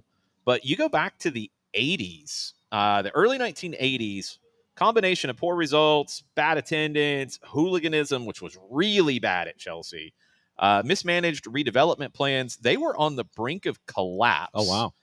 Ownership had separated the Stamford Bridge side of it from the football club itself. A property development group tried to seize the land for commercial construction. Chelsea looked like they could become homeless or ground share or rebuild outside of London. You had legal battles. The team went into the second division. Finances got worse. This is the early 80s. They were in a really bad spot. If you ever get a chance to read up on the history of Paul Cannaville, read his story. I remember him telling me when I met him, he does a lot of great work with his foundation, telling me about when he made his debut. He was the first black player to play for Chelsea, and he was warming up, and he heard racial insults coming from the crowd, and he thought it was the visiting fans, and it wasn't. It was Chelsea's fans at that time. Totally changed, obviously, the club. The situation finally stabilized once you got to the early 90s. Ken Bates, he bought the club for £1 in 1982. He got full control of the stadium side of it and the club. That prevented them from losing the stadium and gave the foundation for Abramovich to come in and take it to where it's gone now. They are in 5th in the Premier League. They're 8 points off of the top of the table. Current form's a little mixed. 3 straight without a win after their 3-0 win over Barcelona last time out in Champions League. Again, no games with Atalanta before. So we have Atalanta and we have Chelsea. I would let Gattuso describe Atalanta form, Will. That is absolutely valid. He would nail it. You know what he says. You know the line. John, what are you picking? I'm going Chelsea on the road. You're going Chelsea on the road. I'm going Atalanta at home. I would like to see, Ricky, a summer preseason ATL Cup with Atalanta, Atlanta United, Atlante from Mexico. Cup ATL. There's at least, or we could have Atlanta from Argentina as well, second division. I think there's one more. that I'm forgetting? That'd be cool. All right, let's go to Wednesday. It is the FIFA Intercontinental Cup in Qatar. Cruz Azul and Flamengo. This is the Club World Cup-ish stuff that they do in non-Club World Cup years as FIFA reimagines their calendar. Cruz Azul is the underdog big time, plus 475. The draw is plus 300. Flamengo, minus 187. Cruz Azul, founded 1927 in Hidalgo by workers of the Cruz Azul Cement Cooperative. Mhm. Shocking, I know. What are their nicknames? Los Cementeros, the cement workers. La Máquina is what they're better known as. Third in the Apertura, they were eliminated in the semifinals of the Liguilla over the weekend. They won the Champions Cup in CONCACAF. That's why they are playing in this match. They've never played Flamengo in a competitive match. Flamengo, founded in 1895, originally as a rowing club. I think we've talked about that before. They grew in a big way nationally during the kind of radio era of the Brazilian top flight. They would play at the Maracanã and have over 100,000 people at games. One of their greatest players, and if you do not know him, it is time to hit the YouTube, Zico. Zico was incredible. Won the Copa Libertadores and the Intercontinental Cup in 1981. The Mengão, they won the Brazilian top flight this season. They won it in the next to last round. So their 3-3 draw against Mirassol over the weekend didn't matter for anybody except for Mirassol. That's a great story, too. Yes, Mirassol is a great story, but they are not in the picks of the week. You're going to have to share that on the Roots. I did last week. Well, you can share it again and go deeper into it. So Flamengo's in a great spot. They are the big favorite here. John, what are you picking? I am picking Flamengo. I am picking Flamengo as well. That's where I'm going. Also on Wednesday, we are going to Ecuador. Independiente del Valle and Liga de Quito. This is the Ecuador Liga Pro Serie A Championship round. I'll get into it in a minute. Thank you. Independiente del Valle plus 140, draw plus 225, Liga de Quito plus 170. Independiente del Valle, founded in March of 1958. It took a while for them to turn into what they are now. Their stadium, the Estadio Banco Guayaquil, it features views of I think it is the Ilalo volcano. So you can see a volcano outside of the stadium. That's for cool. Independiente del Valle. Yes. That's pretty cool. As long as it's a dormant volcano. I do not know if it is or not. Ricky, I don't know if those that would be in the second division of the preseason ATL Cup with Atlantis in Finland and Atlantico in the Dominican Republic and Atlantis in Lithuania. Oh, yeah, that's the play-in round. That's the play-in round. Independiente del Valle is also known as the Mata Gigantes, the El Mata Gigantes, the giant killer, because they have upset bigger clubs. Between 2016 and 2022, Independiente del Valle eliminated 7 clubs that had previously won the Copa Libertadores, more than any other Ecuadorian team in that period. So they're like the Randy Orton of that league. Yes, they are the giant killers, yes. So the reason why I said I would explain this, the championship round, Ecuador has been led down the wrong path, probably by Jarrett Smith, in having a split in their season. It's stupid, it's dumb, it's moronic, it's terrible. They have it. So they split it into 2.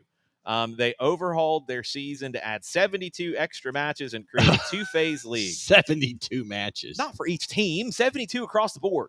All 16 teams. So that's one reason why, is you're trying to get to a good number of games. They have 16 teams. You play a full double round robin first stage. That's 30 games. After which the table splits into 3 groups. They do a triple split. Championship hexagonal, the top 6.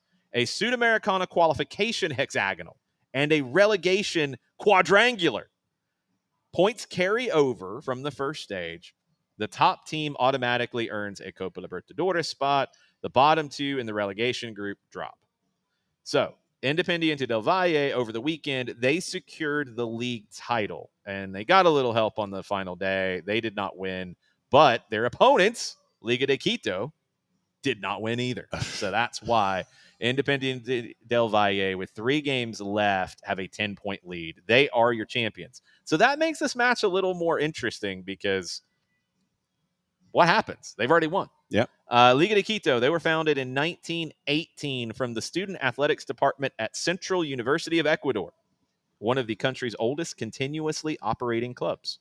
They have worn the all-white kit since their amateur beginnings in 1918, symbolizing unity and academic purity tied to the university identity. So they've kept that identity all the way through. That's pretty cool. They were the first Ecuadorian club to win the Copa Libertadores in 2008.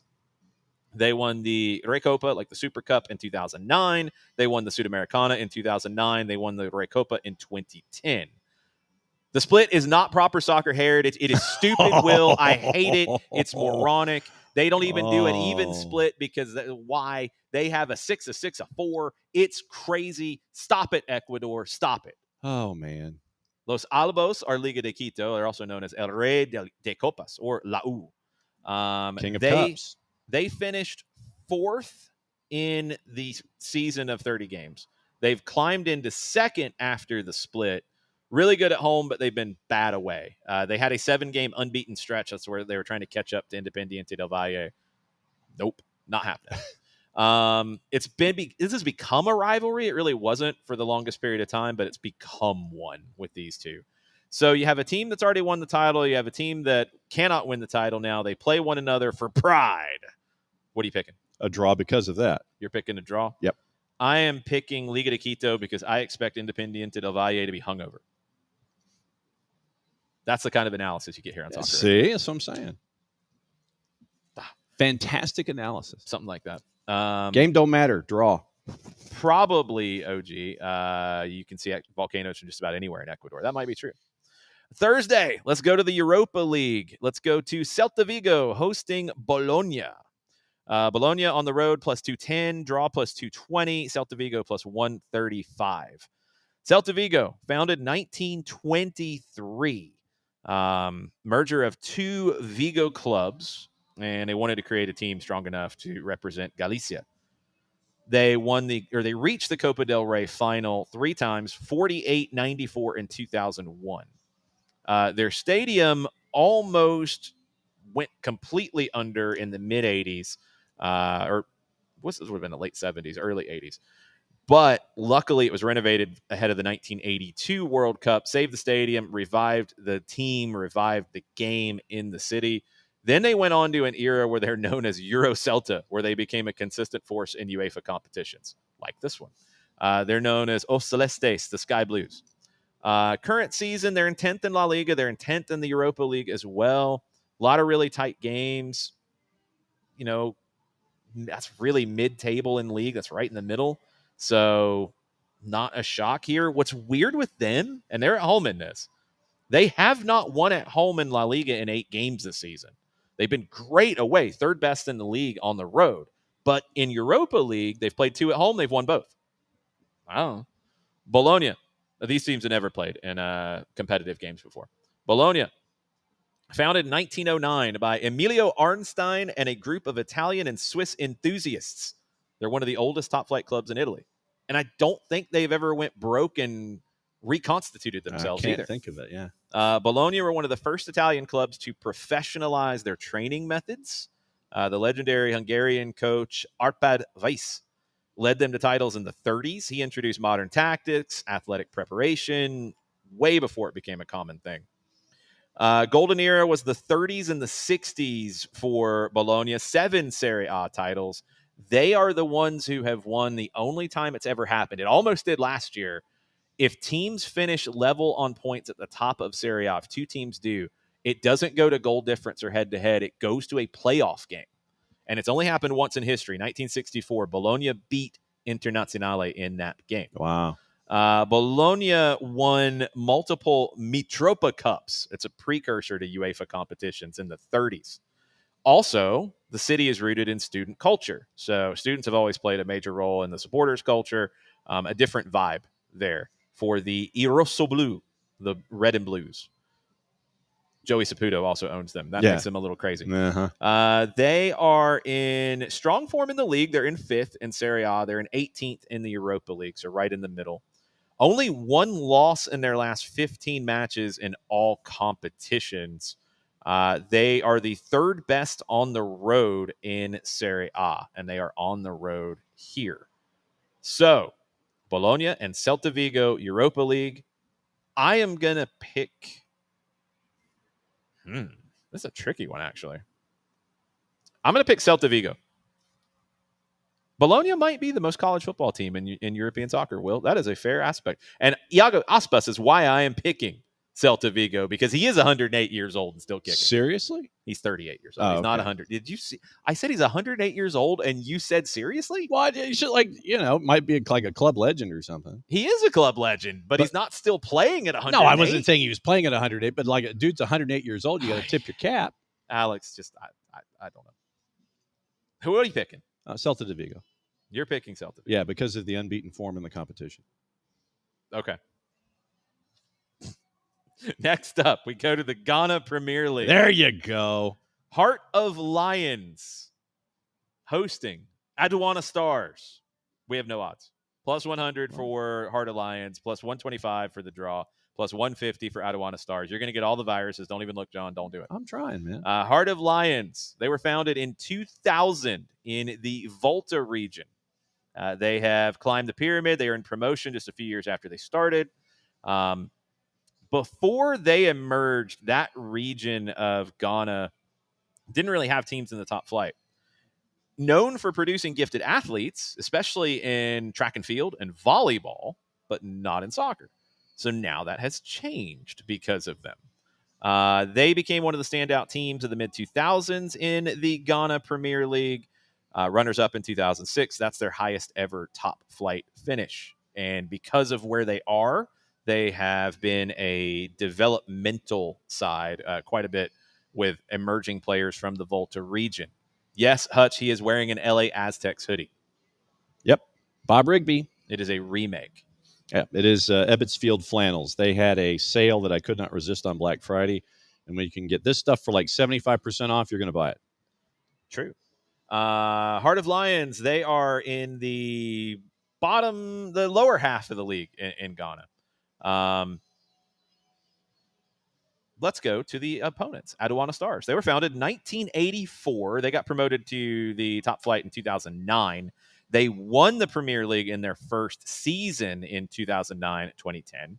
They added a second league title in 2017. It is not original, Hutch. That would have been wild. No. And it would be under glass or, in a plastic or something. Aduana Stars, I learned a new word. The Akan word for fire is Oja.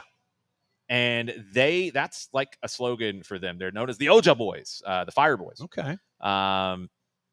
It reflects the spirit of their part of Ghana, Dorma Ahinkro. Pride, courage, belief in overcoming adversity. The motto of Oja is woven through everything that they do. Pre-match talks, all of it. Fans chant it. Like it's everything. So the Oja Boys of Aduana Stars against Heart of Lions. It's Heart of Lions. That is what they're known as. Not Hearts of Lions or Heart of Lions. Yeah, it's United. like RBI. Heart of Lions. Yeah, it's like RBI. Runs batted in. If it was a plural, it's... The team, not the players. The team has the heart of lions.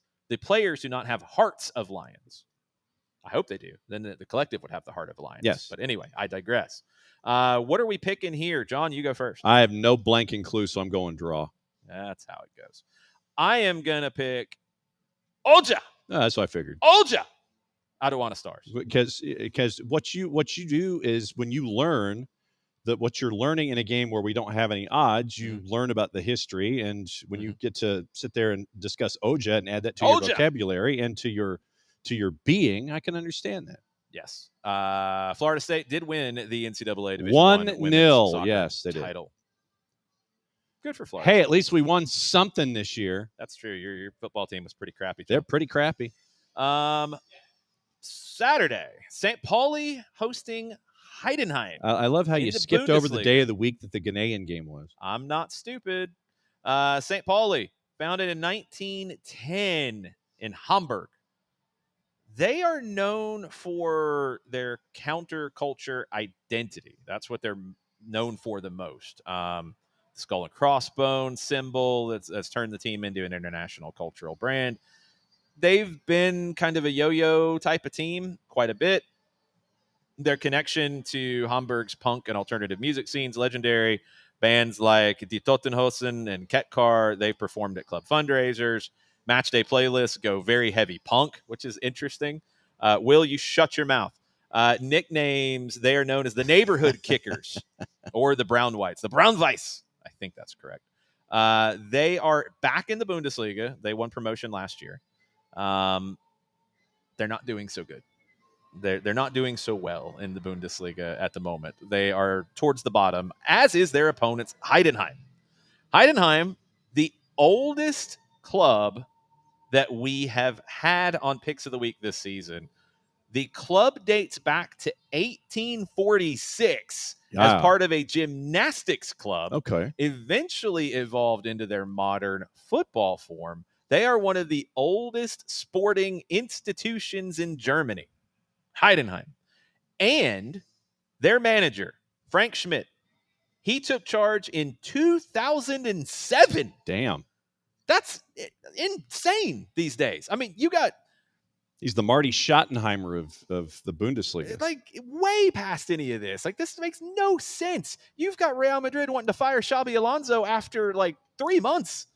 Frank Schmidt's been there since 2007. The Bobby Bowden of the Bundesliga. Took over and said, even better, John. It's nothing like that. The club was in the 5th tier. He took over. He's led them through 4 promotions. They went from semi-pro, nothing, regional, nothing, all the way to the Bundesliga. Good on him. Never been talked about being fired. Never been talked about leaving. The longest managerial tenure in German professional football history.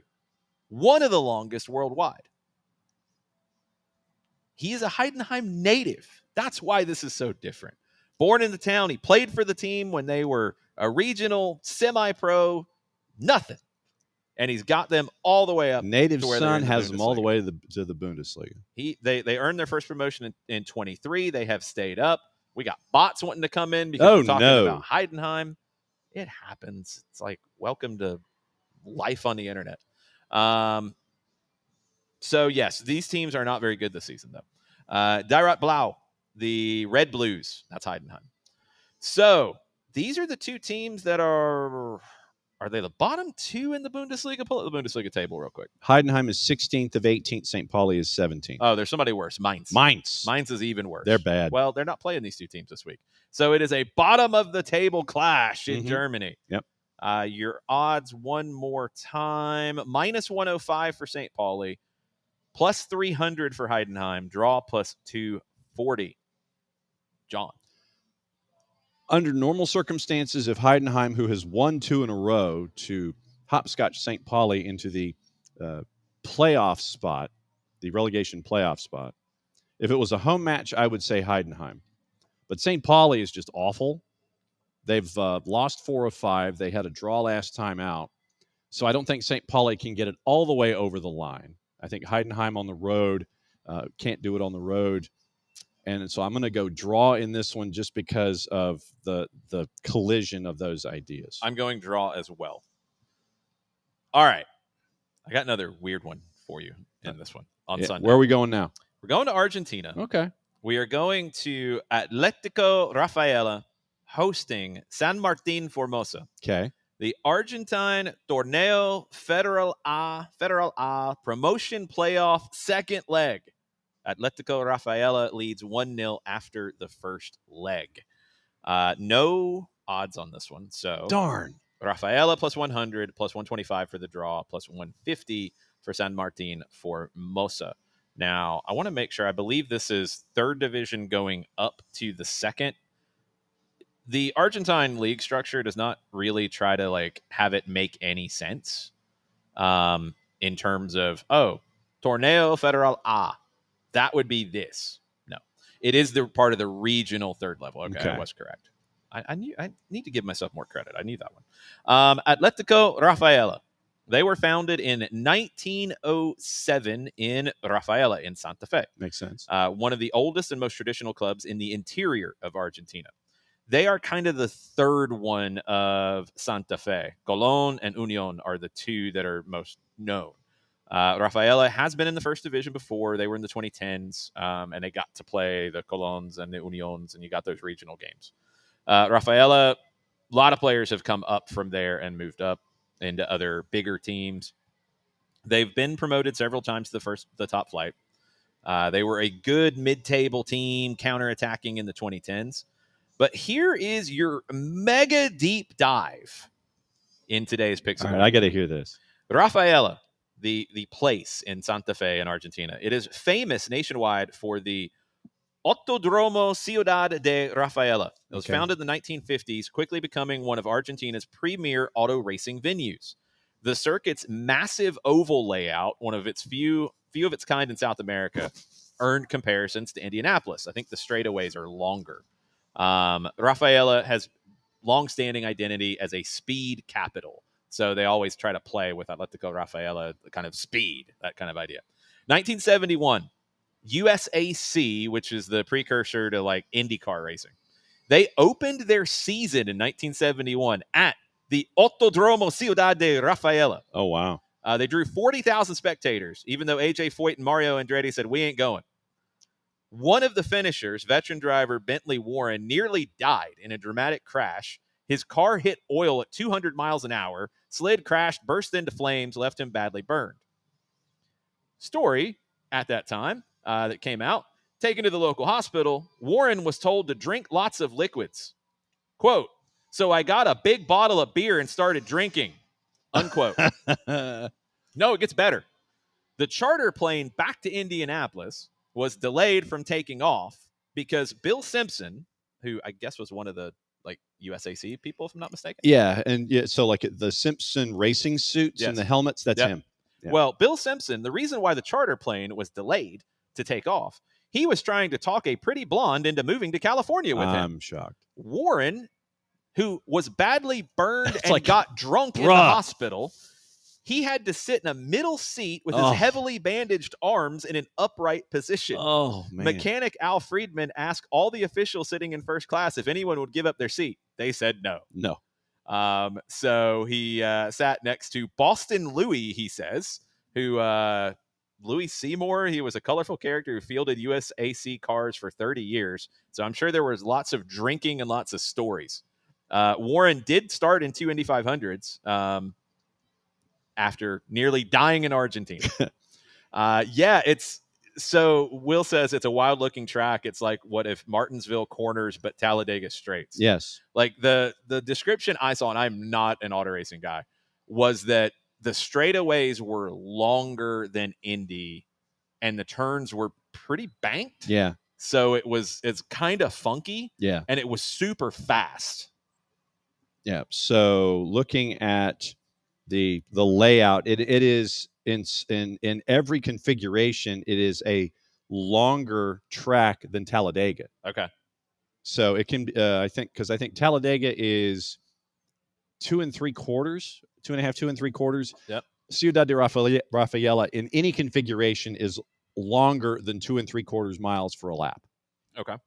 So longer than Talladega, longer super speedways, and shorter and more banked turns 1, 2, 3, and 4. I would have never guessed that there was auto racing in Argentina at this kind of a level. I would have never guessed that the precursor to IndyCar racing actually did a race there. And I would have never guessed that when the dude went to the hospital after being badly burned and he's told to drink liquids, he just drank beer. Now, he didn't have to wait. He got in fine. They just told him, you need to drink liquids. Okay, give me beer. And he drank it. And because Bill Simpson was trying to pick up a woman. The flight was late because he was trying to take an Argentine woman home with him. I mean. You know. Mm-hmm. So that's one side of this promotion playoff. Thank you, Will. 2 3/4, 2 2/3, 2.67. Yeah. San Martin Formosa. They were founded in 1941 in the city of Formosa. They are one of the most important teams in their region in the north. So they're the flagship club of Formosa province, a remote northern frontier region bordering Paraguay. So they are critical because of that. And because they're so far away from everybody, they have some of the longest away trips in Argentina, sometimes more than 1,500 kilometers. They'll travel by bus for over a day. They're just what they're known for. Rugged. They are known as El Franjeado, the striped one. Okay. I like that a lot. Franjeado. So these teams have played a decent bit. There's not really a rivalry. They're not in the same region at all. First leg, Atletico Rafaela won that on the road 1-0. Rafaela will host the second leg. They host San Martin Formosa. What are you picking? Rafaela. You're picking Rafaela. 932.05 miles is 1,500 kilometers. That's a lot. Mm-hmm. That is from where to where? Let me figure that one out. How far is that from Atlanta? So Atlanta, 932 miles from Atlanta. So 932 miles. Yeah, Hutch, that did kind of feel like a Bentner story about, I just badly burned. I need to drink liquids. Give me a giant bottle of beer. Roughly in the vicinity of St. Louis or perhaps somewhere central Arkansas, southern Missouri. Okay. So, I mean, like, it's a long way, but, like, you know. Yes. It's not that bad. Yeah, 1,400 miles from Atlanta to Denver, to give you an idea. Okay. What are you picking in this match, John? Rafaela. I'm picking a draw. So 928 miles northeast of Atlanta is Fenway Park. Okay. So you're going from Atlanta to Fenway Park, and you're still 4 miles short. That's a long way. I'm picking a draw. I think it will be tight. I think Rafaela will hold on, and they will get promoted. The Speed Demons. And then we're going to finish up. You're going to buy so much gear or have it made. No, I need to get some gear from the Bashondara Kings because they're the ones who helped me win last week. Oh, see? So, yes. We're going to finish up with Liga MX, the second leg of the Apertura final. Tigres and Toluca. And I'm actually surprised there are odds on this because it's the second leg. They play on Thursday. Right. We're doing the Sunday game, the one in Monterrey. Plus 101 for Tigres. Draw plus 240. Toluca plus 275. Tigres, they represent the Universidad Autónoma de Nuevo León, UANL. University-backed project, kind of like Pumas, but they have become one of the giants as of late. They did win their first Liga MX title in 77-78. Tuca Ferretti has brought them to becoming a powerhouse, and they've built on that after his time ended there. Multiple league titles. They reached the Libertadores final in 2015. Closest any Mexican club came during their time playing in Libertadores. Decade of 2011 to 2020, they won multiple league titles. They won the Campeón de Campeones titles. They won the CONCACAF Champions League in 2020. They followed that by a run to the 2020 FIFA Club World Cup final. Here's something cool about Tigres that I did not know. El Volcán, another volcano. That's their stadium, El Volcán. Their match days, the players take the field for warm-ups to El Chico del Apartamento 512 by Selena. Okay. It is a tradition that blends the musical identity of northern Mexico with kind of their family-driven atmosphere. It's not like a stadium song, but it's become part of that pregame ritual. Kickoff approaches, then things start to shift. They lean into We Will Rock You by Queen. Okay. Everybody goes nuts. The volcano erupts, all the things. Obviously, they are known as Tigres because they are Tigres, so the nicknames are kind of easy for them. Let's go to Toluca. Here's your thing about Toluca that I did not know. One, they're one of the oldest continuously operating clubs in Mexico. Two, one of their nicknames that I had not seen before, Los Choriceros. It comes directly from the region's well-known chorizo production. So they are the chorizo makers. Right. And they are known for the chorizo verde, the green chorizo. Okay.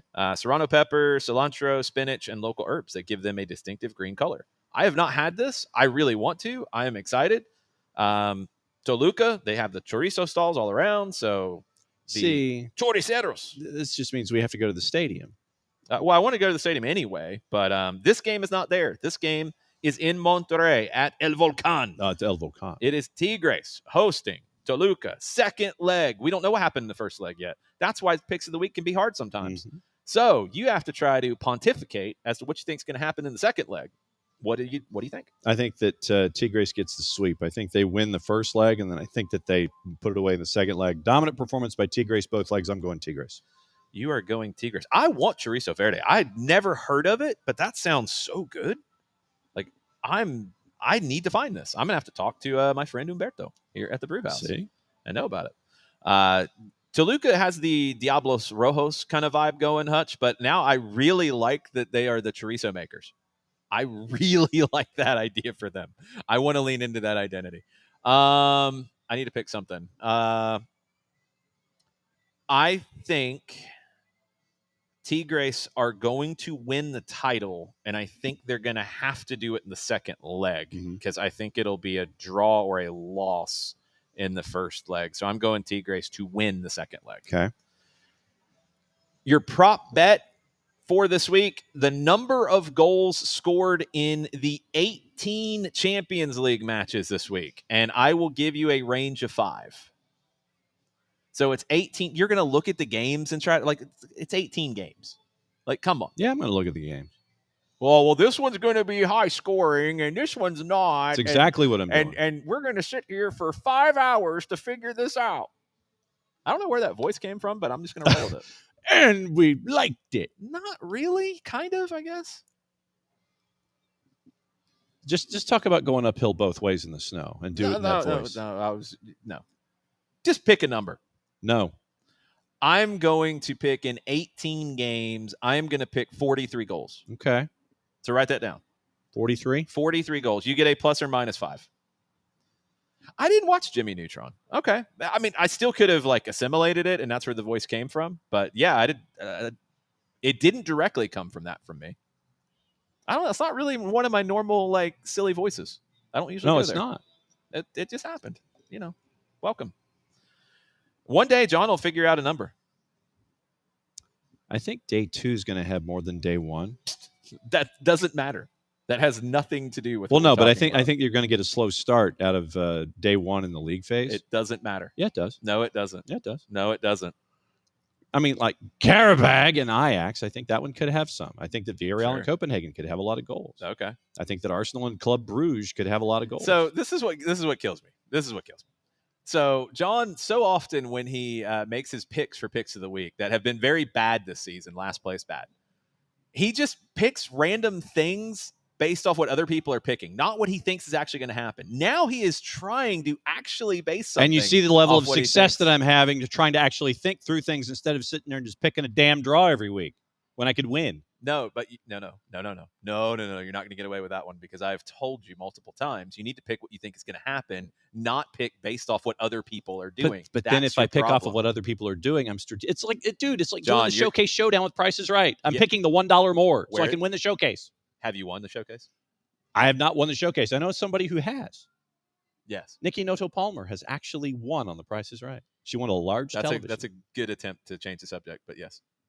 So does she still have that television? It broke the other day. Oh, that's no good. Like 12 years after she picked it up, it finally broke. That's no good. I'll go 47. 47. I think more goals are going to be scored day 2 than day 1, but I think it's going to be a cavalcade of goals in day 2 to get it north of your 43. So, bleh. Fair enough. Whatever. If it finishes anywhere in between the two, we'll both get it. Hey, here's Eder Militao and his wife. Okay, what are they up to? They're in Miami a couple days ago. Yeah, he's hurt. So they're in Miami. I guess they were watching the MLS Cup. Good. If I'm hurt, I want to go somewhere too. If I'm hurt, at the LIV nightclub in Miami. Okay, that's cool. Good for him. Mm-hmm. Nicholas Bentner hasn't done anything interesting. We do have an update on the family swap between Militao and Pereira. Oh, I forgot about that. So tell me more, John. According to Idman and Biz, okay, Brazilian football stunned by unusual family swap between Militao and Pereira. Well, yes, that would be unusual. Idman.biz is reporting what we talked about, marrying each other's former spouses. The family swap has sparked widespread discussion in Brazil. According to reports, and we mentioned it last week, Leo Pereira recently married model and blogger Carolina Lima, who was previously in a relationship with Militao and has a daughter, Cecilia, with him. Meanwhile, Eder Militao married Pereira's ex-wife, Tanya Castro, mother of Elena and Mateo. As a result, Pereira became the stepfather of Militao's daughter. And so they go through. Fans jokingly note on social media that the two defenders are now connected, not only on the pitch, but also in family matters. So it comes from our friends at idman.biz. They're in the same group chat. They're connected. Well, they kind of have to be. Let's go to Mauro Icardi news. We have some? Yeah, there's always news when it comes to the Icardi. Tanya Castro, by the way, has 1.4 million followers on the IG. Yes. Right there. And she only follows like 1,100 people. She did not get her follower base because of the follow back rule. No. That did not have anything to do with why she has so many followers, John. There's your intimate, there's your Olin Mills photo shoot that they had the other day. Probably a little more expensive than that. Yes. Galatasaray are looking for a striker to replace Mauro Icardi because his contract's up at the end of the year. Santiago Jimenez, his name has come up because he's going to leave Milan because he ain't playing. And they're not playing in Europe, so they don't need to rotate a whole lot. So he's probably going to go. That's one thing when it comes to Mauro Icardi. So things don't look great for him sticking around at Galatasaray. He was sidelined for a long period of time. He's back. Let's see. Anything? Aren't pop-ups lovely? Yes, there's a bunch of them. A whole bunch of Level them. 3. Seriously. They will sell him in January, according to reports, if they get an offer in January. Also, one of his teammates, Metehan Baltachi, Galatasaray defender, was arrested as part of the gambling situation in Turkey. Oh, yeah. So defender for Galatasaray, one of Mauro Icardi's teammates, he was arrested amid an investigation that also involves Fenerbahce players, referees, and officials for illegal betting and 600 match fixing. officials or something? It's a whole bunch of people. He was detained, accused of placing bets that directly harmed his own team. Betting related to his club's matches. Him, a forward for Fenerbahce, another I just individual. wonder if he was like Pete Rose and was really bad at it, or if he actually made money. No. Some second division officials, a bunch of stuff, all kinds of stuff happening. Istanbul court ordered pretrial detention for 7 referees and for the president of one of the clubs. Now this is really starting to ramp up. That's where it stands right now. So that has nothing to do with Mauro Icardi. He did not do it. So this was Icardi adjacent. This is Icardi adjacent. This is what happens when you're around Mauro Icardi. He just rubs off on you. Just ridiculousness rubs off. Speaking of ridiculousness, what is Wanda Icardi up to these days? Let's see if it's anything. Luckily, it's not. She's just, I guess, still hosting MasterChef in Argentina. Okay. No silliness there. That's disappointing. No, it's honestly for the best. Well, yeah, it's for the best, but for our purposes, it's disappointing. I guess I will actually take it. What do we have here, Ricky? Tell me what it is, if you can tell me, because I can't click that link. I just put the link on the screen if you do it. That might be part of why Santiago Jimenez would be leaving Milan. That is possible. That is possible. What else is happening? John was cheating. That's not a surprise. Why Nick, was I cheating? We ain't stopping arguing. That ain't happening. Son Heung-min is doing something. The Sun Young-min thing. That one is kind of a weird one. Yes, we talked about that a little bit this morning, and we were trying to save it for the show. All right. Well, I did not dig into the story too deep. I saw it come up. We will go to the BBC and their recap of this. A South Korean court has sentenced a woman who blackmailed Sun Heung-min to 4 years in prison. She's in her 20s. Her accomplice, a man in his 40s, were found guilty of blackmailing Sunny by saying she was pregnant with his child. Mm-hmm. She approached Sun sometime last year, claiming she was carrying his child, when in fact she did not know whether that was the case. A Seoul district court heard, according to local media. She extorted $200,000 from him. 300 million won. Well, yes. Threatened to go public with the allegation if he did not comply. She spent the money on luxury and designer goods. She portrays herself as a victim. Her claims do not fully match the facts. She planned the crime thoroughly. The woman's accomplice, who had threatened Son 15 times to get the money, was handed a 2-year jail term for attempted blackmail. They demanded more money this year. He went to the police. The woman and her accomplice abused Son's celebrity for their crime. Son appeared to have gone through intense mental anguish after the case was reported in the media. Well, and the thing is, so there's a lot of things in this one, John. I don't know where you're going to go, and I'm kind of scared. No. Initially, so in the first round, so a woman in her 20s, known by her surname Yang, was indicted. So making the pregnancy, receiving 300 million won, $205,000 in return for her silence. Yes. So then they try to follow it up. So second time around, in return for her silence, okay, I'm gonna come after you a second time. You would think that you're going to chase after as much money as you tried to chase after, if not more. Hey, we're going down this road. I think we're gonna try and charge you more to stay silent.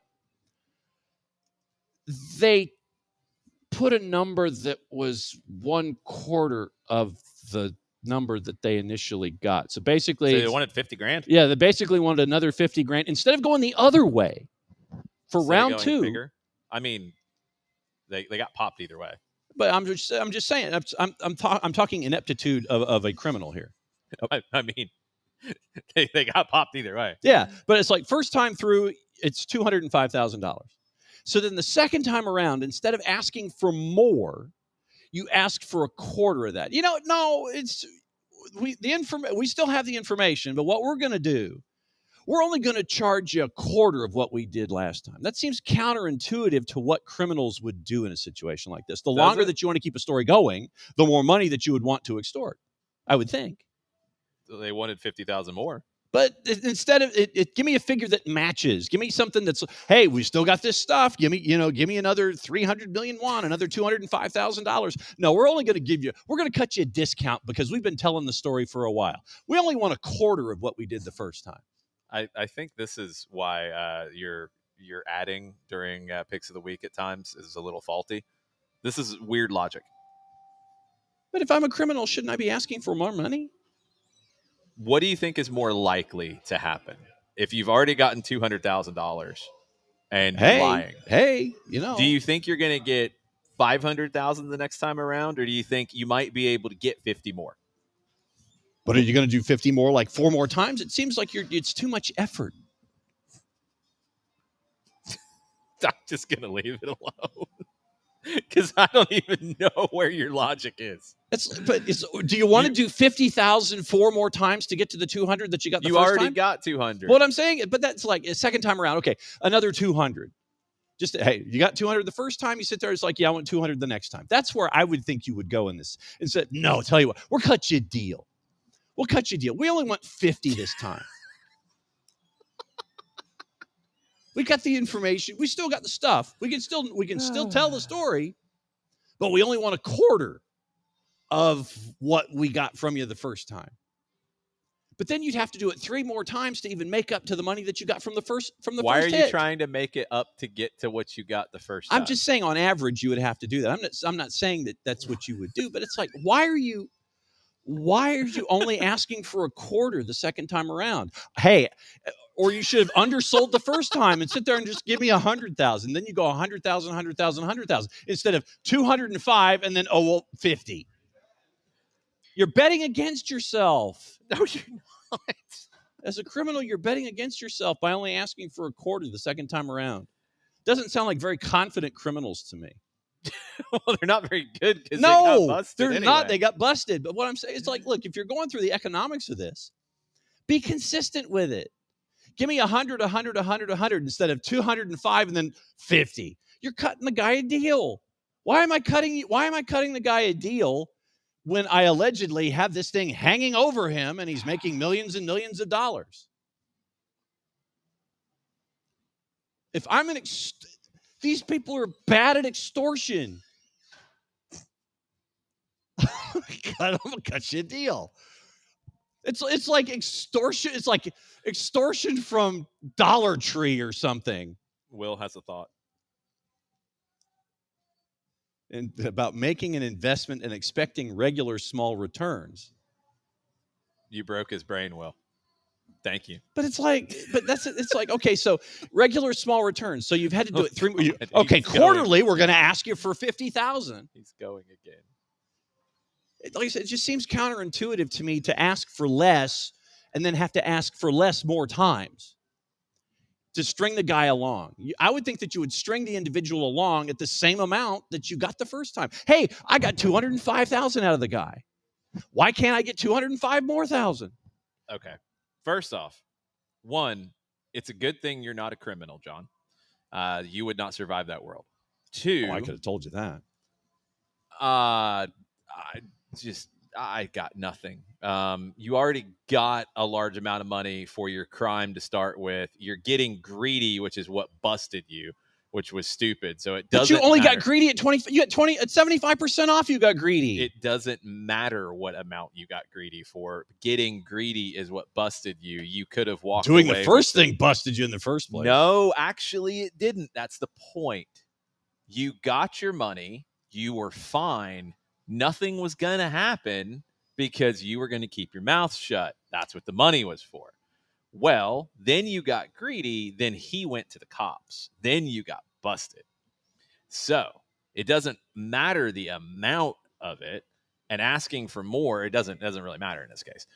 You're not going to get the same amount because you already got an amount for committing this crime and blackmailing the man, and you already got this amount of money.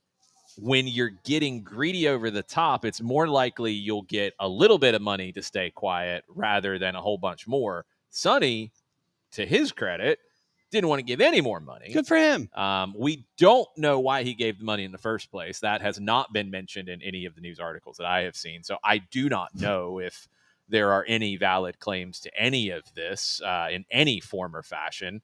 That would be pure speculation. That part's being talked about, but he did give these people money the first time around, and a lot of it. So it is what it is. She's going to jail. Dude's going to jail for a little bit less time. And it was dumb to ask for more money when you already got away with the crime the first time. That's the moral of the story. But that'll do it for this edition of Soccer Over There. We've learned that John's in last place in Picks of the Week. Yeah. He would be a very bad criminal. No doubt. We've learned that Xabi Alonso should not be fired by Real Madrid, Check. but probably will be. And a lot of cool backgrounders on teams in South America. We have learned that in Argentina, when they tell you to drink fluids, the crazy race car driver from the United States will grab a large bottle of beer instead. 50 years ago. Yes, probably would still happen today. Come on, welcome to Soccer Over There. Welcome to Argentina. Welcome to crazy race car drivers. That'll do it. SDH AM coming up all the rest of the week at 9:05. What do you have in store for people tomorrow? It is Chris Doran, longtime play-by-play voice of Columbus Crew. We're going to talk Wilfred Nancy. We're going to talk about succession. Who's going to be who's in consideration perhaps to be the new head coach for Columbus. We'll talk about Major League Soccer. Columbus obviously didn't make it as far as they would have liked in the season, so we'll kind of do a bit of a post-mortem on Columbus Crew, and we'll go over all of the other action that has happened in college soccer. We have the NAIA finals. We have extended invitations to the winning coaches.